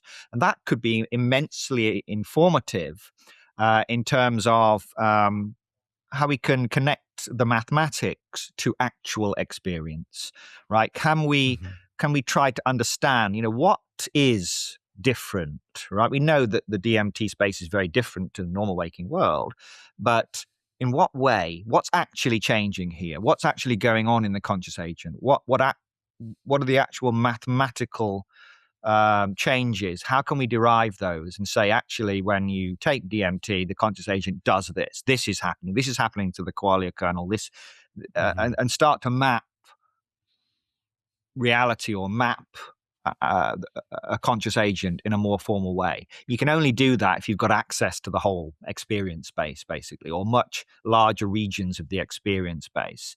It's like trying to understand the ecology of a rainforest by just looking at a very small patch, and you kind of get an idea of what's going on. But if you have access to the entire rainforest, then you can start to look at much more broader dynamics of the way that water moves and the way that organisms move through the environment, and air flows and all this kind of stuff. That's what you need. You don't just focus on one small part, because you get a very limited view there.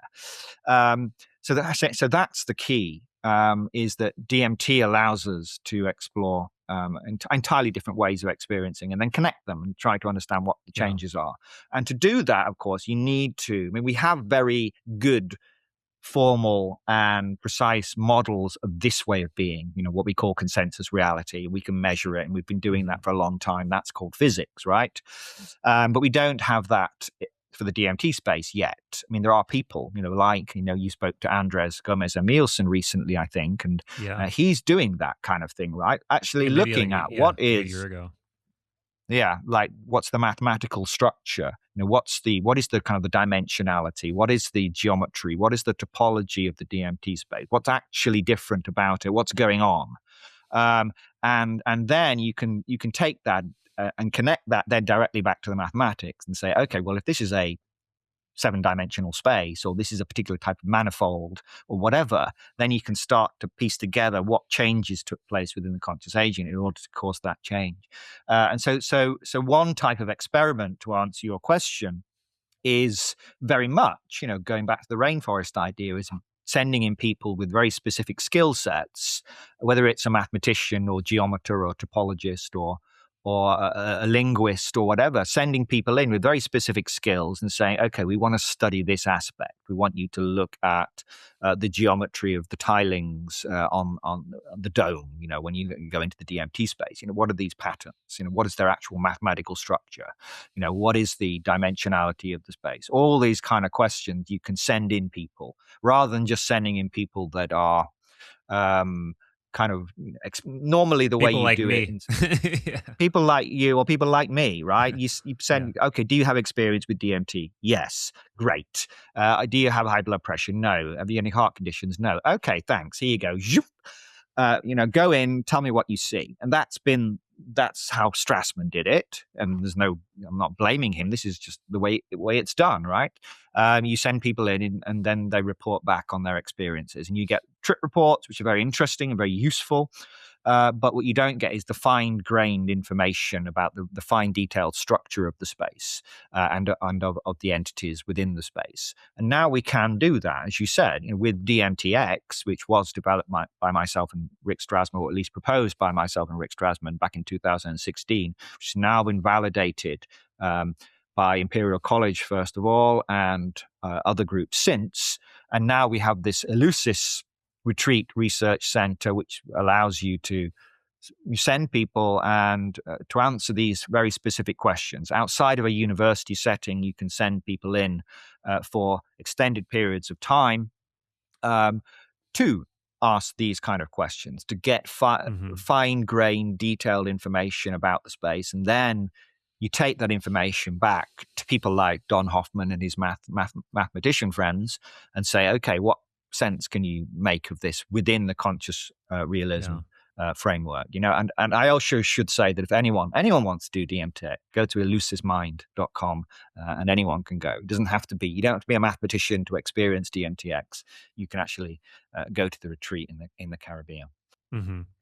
Man, yeah, it's such a crazy, exciting time for so many reasons. I feel like for my entire life, man, there have been all of these new technologies emerging, and each one of them is like, wow, that's extremely novel that we have the internet now, for instance. And then it just never stops, and there's just more, and there's more, and there's more. And it's like now we're in this time where we have really bleeding edge theories like yours, coupled with AI, coupled with the theories of people like Don Hoffman, coupled with so many other technological innovations and DMT-X, that it's just like we have so many avenues to explore that I have a really hard time believing reality is going to, like, the complexion of reality is going to look the same even in like a few years, a decade from now. I think we're truly on the precipice of making some crazy breakthroughs. And I think one, like, first of all, it's just insane that we're sincerely mining the DMT realm potentially for deeper information about reality. That's just a crazy thing that we have the ability to do that now. And then Mm. people that are intellectuals on the level of like you and Don Hoffman take these ideas seriously. And I like we'll see what comes of that. But one of the other things from a metaphysical standpoint that's incredibly interesting is it seems like one of the things that is going to occur, and I knock on wood saying this, but I think one of the things that's going to occur is we're going to hit some threshold, at least with people who are familiar with all of this work, where sincerely are like, I think we've proven that DMT entities are real and that they have agency and that they can do things, they can pass information along to other people, they can, whatever, and you kind of bring up a little bit in the paper, I believe, um, that there are various ways of thinking about testing this theoretically, and it's not just simply like, do something that demonstrates to me on my Mm. feeble human level that you're intelligent, but there are other ways, that there are kind of more sophisticated ways of doing that, that cross Mm. these boundaries better. So like what are some of these ways that you're envisioning potentially kind of demonstrating the intelligence of DMT entities? Yeah. So first of all, as I said before, when we say intelligence, I think we have to be very careful what we mean. I think that Hmm. my conception of what I mean by an intelligent agent, intelligent entity, has actually changed through working with Don. Is Okay. that what the mathematics is telling us is that these are not necessarily. I mean, people always ask me, this the great kind of people think it's a great comeback. They think, oh, if they're real, then why haven't they given us a cure for cancer? Where are the Yeah. blueprints for the time machine? Um, there's nothing in the mathematics that says that these beings ought to be have kind of extraordinary knowledge about humans, right? Like godlike beings that watch over us. There's nothing in there that says Yeah. that, or that they would know anything really necessarily about how we experience the world and about our physics or anything like that. So we can forget that. We're not assuming that. That may be possible, but there's no. It doesn't seem that we're talking about beings that are just very advanced humans or something, or that kind of thing that are going to be able to tell us that kind of thing. So what you can do is start to look for um, more. And again, Andres might have about spoken about this with you. I'm not sure, but he talks about entities that are performing, um, shall we say, mathematical feats, geometric feats, Yeah. performing mathematical operations that most people would just kind of go, "Wow, that's kind of amazing," but he can tell you why this is something that he couldn't do. He smokes DMT, and he sees entities that are doing things, mathematical things that he couldn't do, and that's the key here, right? Um, and if he can't do it mathematically, then probably not many people can, right? Yeah. Um, so Right. the idea, he talks about them coloring surfaces with four colors, repeatedly. The four color theorem, the idea you can color a surface of all different tessellated shape, a map of different shapes, and you can color them with four colors so that no two colors are but, right? It's called the four color theorem. And you can do it with Hmm. any surface. Doesn't matter how complex the map is, you can always do it with four colors, but it's very difficult as the surface becomes more complex. And so you would have to spend hours and hours trying to thinking about it and getting it wrong and kind of trying to get it all to work, unless you had a computational algorithm that would do it for you. But these beings, they do it. They paint the surface perfectly, and then they erase it, and then they do it again differently, and they do it again. And it's like they either they are trying to betray their intelligence in a way that someone like Andres would understand, or they can't help but betray their intelligence. It's like they're just doing things that are fun to them. and very simple and obvious, displaying these beautiful 9-dimensional Fabergé eggs, as Terence McKenna used to refer to them at, that kind of stuff. They're doing all of that stuff that our brain can't do. And that's the kind of thing you're looking for. You're looking for evidence of behavior and evidence of computational and mathematical abilities that the human brain can't do, that is beyond our cognitive reach, beyond our computational reach of the human brain. Those are the kind of things you look for. And that's why you send in people who can look for those things, say, hey, this entity was doing something here, that he was effectively solving this type of problem or this equation or whatever in this way, just by his behavior, the way he was manipulating these structures. And that's not something that we can do in our heads. Therefore, you're dealing with some kind of intelligence that can do that. So that's one way of looking at it. There are other ways. You alluded to the idea of passing information through, and that's another way. Is can you deposit? We have this idea of deposit and retrieval experiments, where can somebody deposit information into the DMT space? It could be a randomly generated number or a word, or anything, a color, and then another person isolate in later comes in and tries to retrieve that information. Particularly if you've got couples who report shared experiences, right? So they or who report interacted with the same entity at different times. Those are the type of people you need. You have different types of specialists. Not academic specialists, but experiential specialists who have certain types of skills within the DMT space. And then you can start to see, is there an information channel through the DMT space? Another experiment we tested is the idea of a very simple idea of can you find correlations between a randomly generated variable that's unknown to the subject. So it could be a computer that switches between a binary variable. It could be a color. We use the example of a color in the paper, blue and yellow.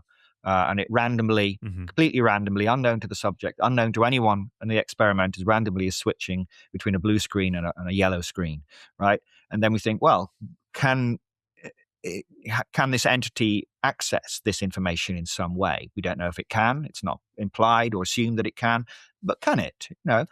Can we look, and then we send the subject in and say, okay. We ask the subject at intervals. Okay, now are you getting more of a blue vibe, or are you getting more of a yellow vibe from this experience? Simple as that, right? And then we look for correlation between the switching with the binary variable and the individual. And you can do that. You could also do that. This could be a completely online test as well, where somebody logs into a website and they're instructed to smoke DMT.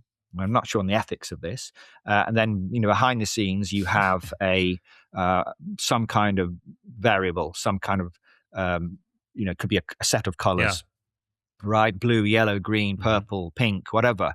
And at intervals, one of those colors is randomly selected. And then you say, okay, smoke DMT, and then tell us, choose one of these colors. What was your what vibe do you get from the experience? Was it more of a pinkish experience, or did an entity say the word yellow, or was it, is there just a sense? What color are you drawn to, having had the experience? And you could do that with large numbers of people very, very easily, and you can get data like that. So it's not like we're looking for this one slam dunk.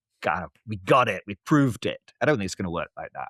It's going to be a long process of gathering data and fitting it all together, and until you reach the point, a bit like arguing, for the defense. The case for DMT entities. I'm kind of arguing the case for machine elves. We're kind of arguing the case, and it involves bringing in lots of different types of evidence, and until you build this extremely robust case that people have to take seriously. Yeah. Have you anecdotally or even personally run into phenomena like this or cases like this where you feel like there have been shared experiences, past information, shared sense of space or things going on? Yeah, I mean, I get reports from people all the time. Some are more convincing than others. I know. Have you interviewed Michael Garfield? Maybe you haven't. Maybe it was. Oh, Danny yeah, Jones. I know him. Yeah, I know him well. Yeah. Well, he looked kind of like you as well, actually. That's why I thought of him. But I know yeah, we get that. Yeah, we get that. yeah. Anyway, I mean, you might recall he describes an ayahuasca circle that he was on, and they all took ayahuasca, and they were all isolated. It was the kind of an unusual way of doing ayahuasca, and they were all made to sit in their own individual little hut, entirely isolated from the other group.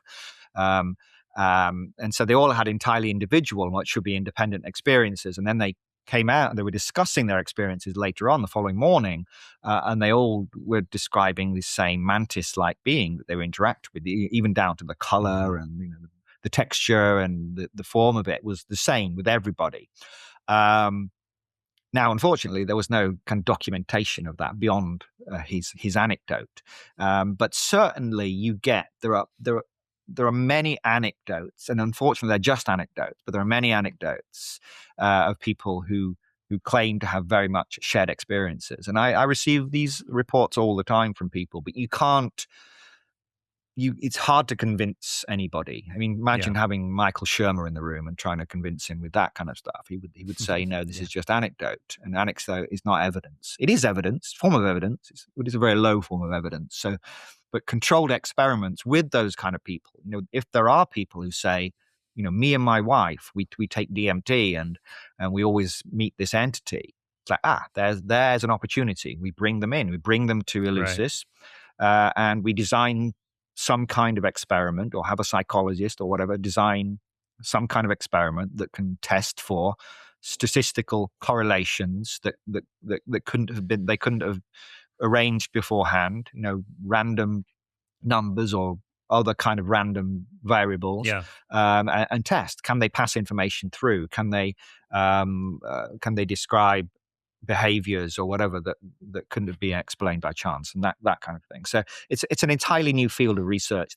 that's opened up and that can be done now at places like Eleusis. At the moment, the only place really you can do it at Eleusis, unless you convince a university to study the ontology of DMT, the ontology of machine elves or whatever, and they aren't likely to be that interested. Yeah, or you go like the underground route or whatever. But this idea of augmenting consciousness or enhancing consciousness or psychical abilities through these psychedelic adjuncts obviously is not a new idea. Like I just talked to this guy, Greg Malozzi, who, do you know of Andrea Puharich? I don't. Puharich, he's okay. Very, very fascinating figure.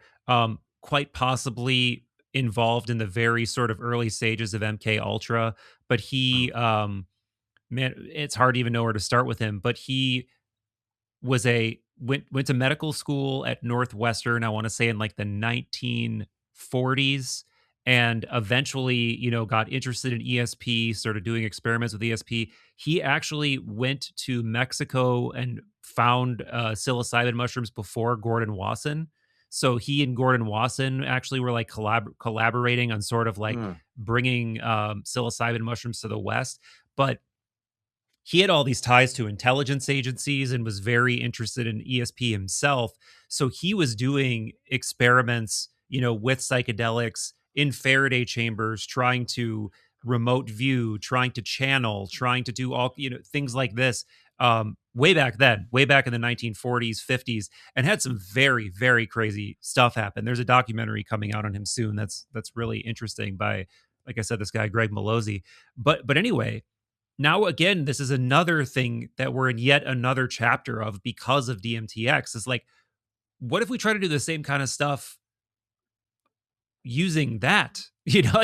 Like the possibilities are unbelievable. But I think the possibilities are even deeper than that, like deeper than remote viewing or deeper than ESP. It's because it seems like we're fundamentally probably peeling back layers of reality that are like we're totally ignorant of, and that could tell us way deeper things about reality. But I think the challenge is almost like contextualizing it, like contextualizing what it means and how it fits into this level of reality. And does it, this is something you hear a lot of times too from people who have these experiences with like extended state or even just heroic doses or at a ayahuasca retreat, is they have trouble caring about this level Mm. of reality after they have experiences that profound, where they now feel like that feels more real. I want to go back there. I want to interact with those beings again. Um, so yeah, figuring out how to balance all of this stuff is very challenging, but the genie's out of the bottle, man. It's like it's happening, and I don't Yeah. know where it's going to lead, but it's going to lead somewhere interesting. Yeah. I think the issue is that the reason that people don't fit it into their reality is because I don't think you can. Um, because Yeah. we're so wedded to this physicalist, matter first ontology, that it doesn't fit. It can't fit in a way. It feels like it doesn't fit, and it's only when you adopt this consciousness first ontology that it actually all fits together perfectly. And so that flipping the entire ontological foundation of almost everyone's reality is a big ask, and getting people to say, actually, Mhm. everything is consciousness, and we're all just different ways of being within consciousness. It's the oldest message. I mean, it's not like this is a new message. I mean, Yeah. it's been formalized in a way, but that's what the ancient Hindus would have been telling you thousands of years For sure. ago, and certainly the indigenous peoples in Amazonia would have been telling you that there are beings that are normally invisible, the hidden ones, that they can interact with, and that are members of their tribe, and they've been saying that as well for thousands of years. But we have adopted this very specific way of viewing reality that we believe is superior to all the others, and all the others are just a primitive mind trying to make sense of what they can't understand, whereas we've got it right. And kind of letting go of that, and accepting that maybe we haven't got it right in a very fundamental way, in the most fundamental way you could possibly imagine, the actual nature of reality itself. We're not talking about disagreements Yeah. on string theory. We're talking about the Yeah. actual fundamental nature of reality itself. We're asking people to say, actually, it could be completely on its head. We need you to flip the way you see reality itself, and that's a big ask. But more and more Mhm. people are fortunately responding to that ask and actually saying, as Don Hoffman has done now, and many other people like you and myself are doing now, is saying, actually, maybe we really do Yeah. need to rethink what we think reality is made of. Mhm. Mhm. Have your ideas about entities changed at all in terms of how they present themselves? I think from my memory, we'd had that little sit down at psychedelic science, but we've also talked about entities a number of other times and like the way that they present.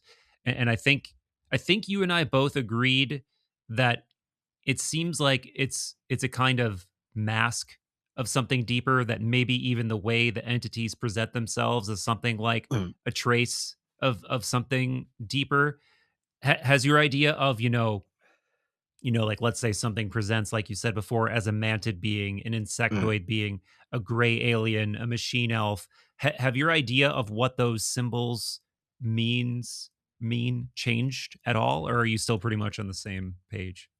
Well, I think the way I've always said, well, for a long time at least, that I don't think that when you interact with a mantis or a machine elf, that this is truly a kind of necessarily a mantid kind of being. I don't think, before we even start getting into conscious realism, I don't think there's any reason to assume that these intelligences occupy any kind of form that could be faithfully visually represented. We only see this model that's being constructed by our brain. That's the way I describe it in Death by Astonishment, and that's the way I've always described it. We never have direct access Yeah. to the true structure, because we only have access to the model. It's our brain's way of making sense of this information that's coming in. Now, within conscious realism, it says basically the same thing. We have access to the interface and patterns of influence, traces, or the way they're organized within our interface is what we experience as the mantis or the machine elf or whatever. But there's no going back to that idea of opening a a JPEG on preview versus a text editor. There's no correct way of representing that data. And in the same way, there's no, it's not like, uh, it's like you always are restricted to what your interface can generate, and that applies in whether you think about it in terms of the brain and the models of the environment, or it applies whether you think about it in terms of the interface and your experience space. It's the same thing basically. So I don't think when you interact with a mantis that means, or you perceive a mantis and interact with what appears to be a mantid being, that means that this intelligence is actually a mantis, or that its form could be, ultimately it's a conscious agent. It's a type of conscious agent, or just conscious agents. And whether they are able to deliberately, I mean, I talk about the idea of a directed world as well, the idea that they actually are able to influence our experience in a certain way, to manifest in certain forms, because form is how we understand things. But I don't think necessarily that, well, by definition, it's absolutely implicit within conscious realism that you never have access. I don't have access to your true dynamics as a conscious agent. I have access to this icon within my interface.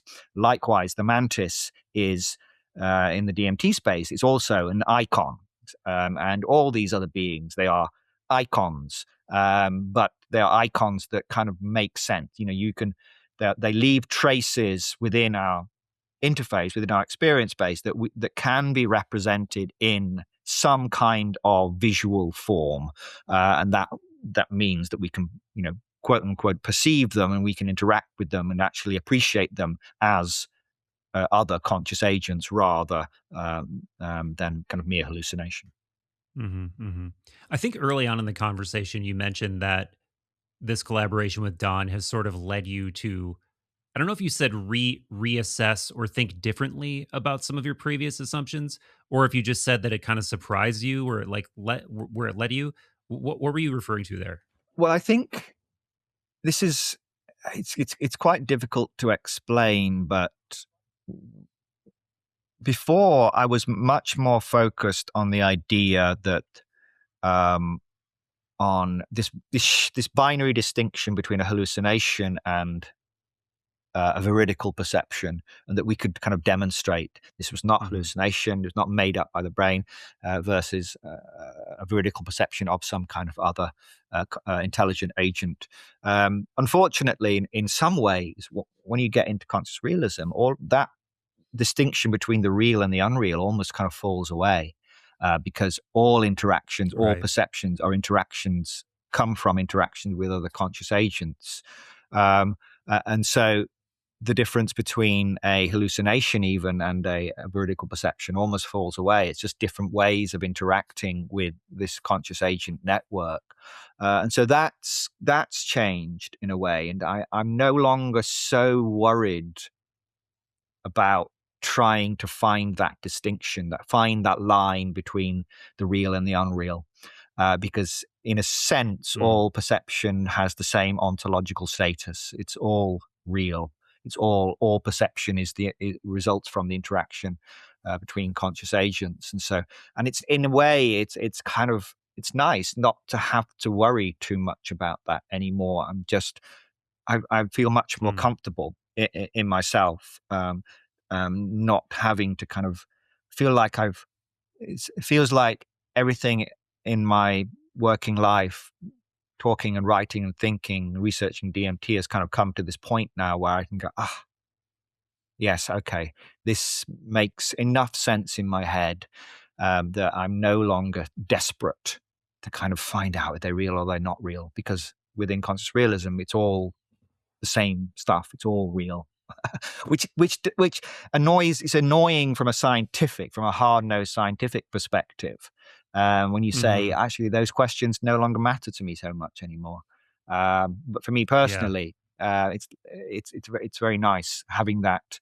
I don't want to say enlightenment. That's a strong word, but that sense, right? It's like when the Zen monk sits for 30 years staring at the wall, and they finally get that moment, and the response is to laugh, and they're not trying to go out and tell people, I found this out. It's like, It's all so obvious and natural and perfect and beautiful, and why did they miss it for so long? And I get that feeling is that this just makes sense now, and I can retire and go become a footballer. Maybe it's a bit late for that. Yeah. No, yeah, no, I both totally get that, and I also share the frustration that you mentioned because because um the version of this that kind of goes the furthest, right, is the non-dual version where it's like it's all one, so therefore it's all real, so Mm. whatever. But Yeah, also that feels unsatisfying and like hand yeah, wavy because then yeah, it's like why bother? Why do anything, right? yeah, Why dig? Why push further? Why try to get closer to truth if it's all one? But there is this underlying once you reach a level of sort of like not just intellectual satisfaction, but feeling like you know that on some deep level, there's this mm, underlying reassurance or yeah, something that's there yeah. that you feel like at least that's the sort of anchor that you have to pull from is that you've reached some level of knowing and being that reassures you that everything isn't just one in like some intellectual new age sense, but that it actually really makes the most sense. And that all of the evidence that you've compiled actually does seem to point to that, right? Yeah, and I see my work now more a kind of mischievous aspect to it, in that Mm. I enjoy fucking with people's assumptions about reality. I like to kind of put doubt, little slivers of doubt, little flashes of doubt within people's mind, and make them question what they think they know. And that, Hmm. referring back to Zen again, but this idea of the koan and the idea of kind of breaking through the students' entirely kind of fixed and rigid, ingrained ideas about reality, with absurdities, and not that I think what I'm saying is absurd at all, but that idea of my and really that's been the thread through all of my work is as I said before, not telling people what DMT is, but trying to convince people that it's not what they think it is, that it's something else, and then to kind of prompt them to explore personally for themselves what DMT is. I mean, that's really, you have to create the great doubt in people's minds, and then they can go and see for themselves. But ultimately, yes, I have this sense of reassurance. I did this very I'm very comfortable now, that there isn't this great eagerness, this sense, oh God, I really need to Hmm. know, are they real or are they not real? That eagerness has kind of has fallen away. I haven't just kind of copped out and said, oh God, I can't solve this problem. It's more like, that Yeah. that problem is no longer there, for me, and I just now just enjoy talking about DMT, and getting other people to see why it's such a remarkable, and beautiful and inexplicable, and just utterly, it just shows us what's possible within human experience right now. We don't have to wait until death. Right now we have available to us, using DMT and other psychedelics, ways of experiencing that we could not possibly have imagined without these psychedelics. Nobody could have anticipated or predicted, or envisaged DMT. I don't think anyone could have done that, unless they have No. access to it. And just getting people to appreciate that, I think, is enough. That would be enough for me. Is any of this born from like personal experience and personal epiphanies, or is this through the sort of like intellectual effort and assembling the right pieces? And I mean, downstream of this, of course, I want to ask you, like, have you done extended state yet, and or do you plan to? Because that's one of those that is one of those things where some people who are of a more scientific predilection sometimes feel like, I mean, obviously you're not one of these people who feels like they shouldn't play in these realms because clearly you do have experiences under your belt, it sounds like. But some people, like, unfortunately, I can't imagine Mm. getting Don to the island and putting him, you know. under extended state. I mean, plus he has like the heart issues that he's shared about. Right. Um, so maybe that would also be a non-starter. But yeah, where do you stand on that? And have you gone under, or whatever the correct preposition would be? No, I've not been to the island yet. It's a long way from where I am. I mean, it's like 50 hours or True. something on a flight. It's like three flights. Oh my So God. I mean, it's only been open since March, so it's kind of it's still in the early stages. So no, I've not had the opportunity to go there yet. But people should be, of course, aware that you don't have to. I mean, DMT-X is the ultimate, right? I think the ultimate way of experiencing DMT that we currently have. But there are, anyone. I'm not encouraging people to do this. It's probably illegal in whatever jurisdiction you're in. But DMT is the most ubiquitous, naturally occurring psychedelic on the planet. It's the most democratic in many ways, along with probably mushrooms, but even mushrooms slightly more difficult to grow or to find unless you know what you're doing. But with DMT, anyone can produce DMT in a few hours in their kitchen. So I don't think people necessarily need to think, oh, I need to wait until I can do DMT-X to experience this. I mean, people have been using DMT for pure DMT since the 1950s, whether it's by intramuscular injection or IV or vaporization is the most, now it's everywhere. You will have noticed, and that's kind of what's beautiful about it. This is not some kind of extremely rare or exotic. Well, it's very exotic, but it's certainly not a rare experience that nobody can access.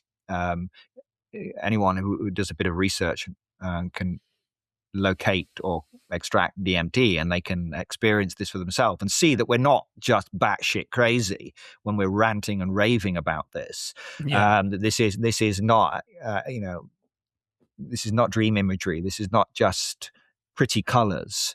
This is a truly astonishing experience in that that rarest of emotions, true astonishment, where the entire ontological foundation of your reality is extirpated within a few seconds, and that you never get over it. I've never gotten over my first experience, which was 20 years ago or something like that. I never got over it, and I'm still talking about it now, 20 years later, and yet it feels like my work has reached that culmination now with this wonderful collaboration with Don Hoffman, where it's starting to make sense.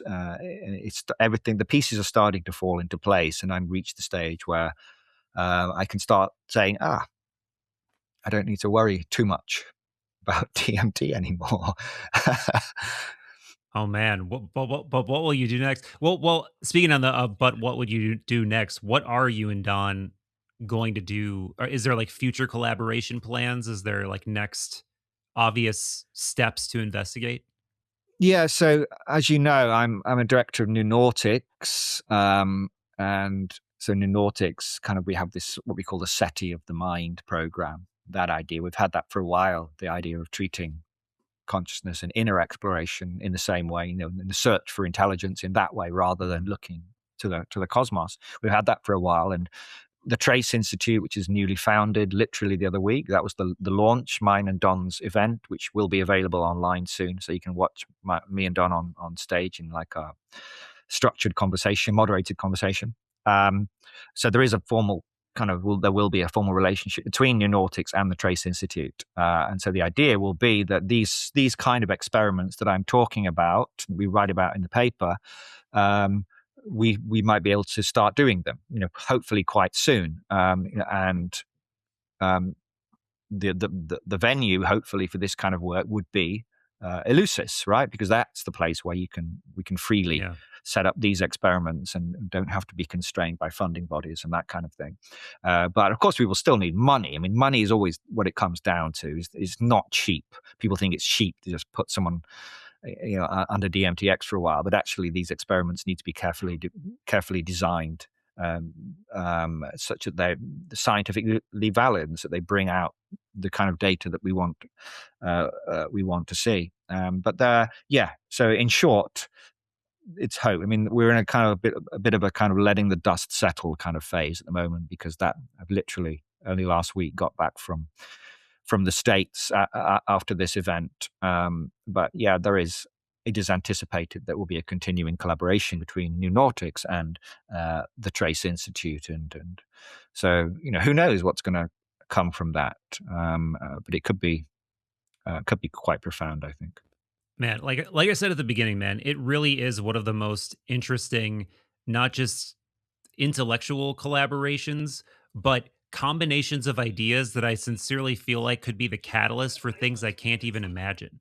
Because when you do combine these totally novel things, like a totally novel way of conceiving of reality and consciousness and what even the constituent parts of reality are and how they give rise to everything we're perceiving through our particular interface and physics and blah blah blah blah blah, and then you also combine that with everything that you're interested in and elusis and extended state DMT. I don't even know where things are headed. And that's what excites me the most, is just when there's like a new horizon that is emerging and I don't know what's there, but I know it's going to be novel as fuck, man. And it's very Yeah, exciting.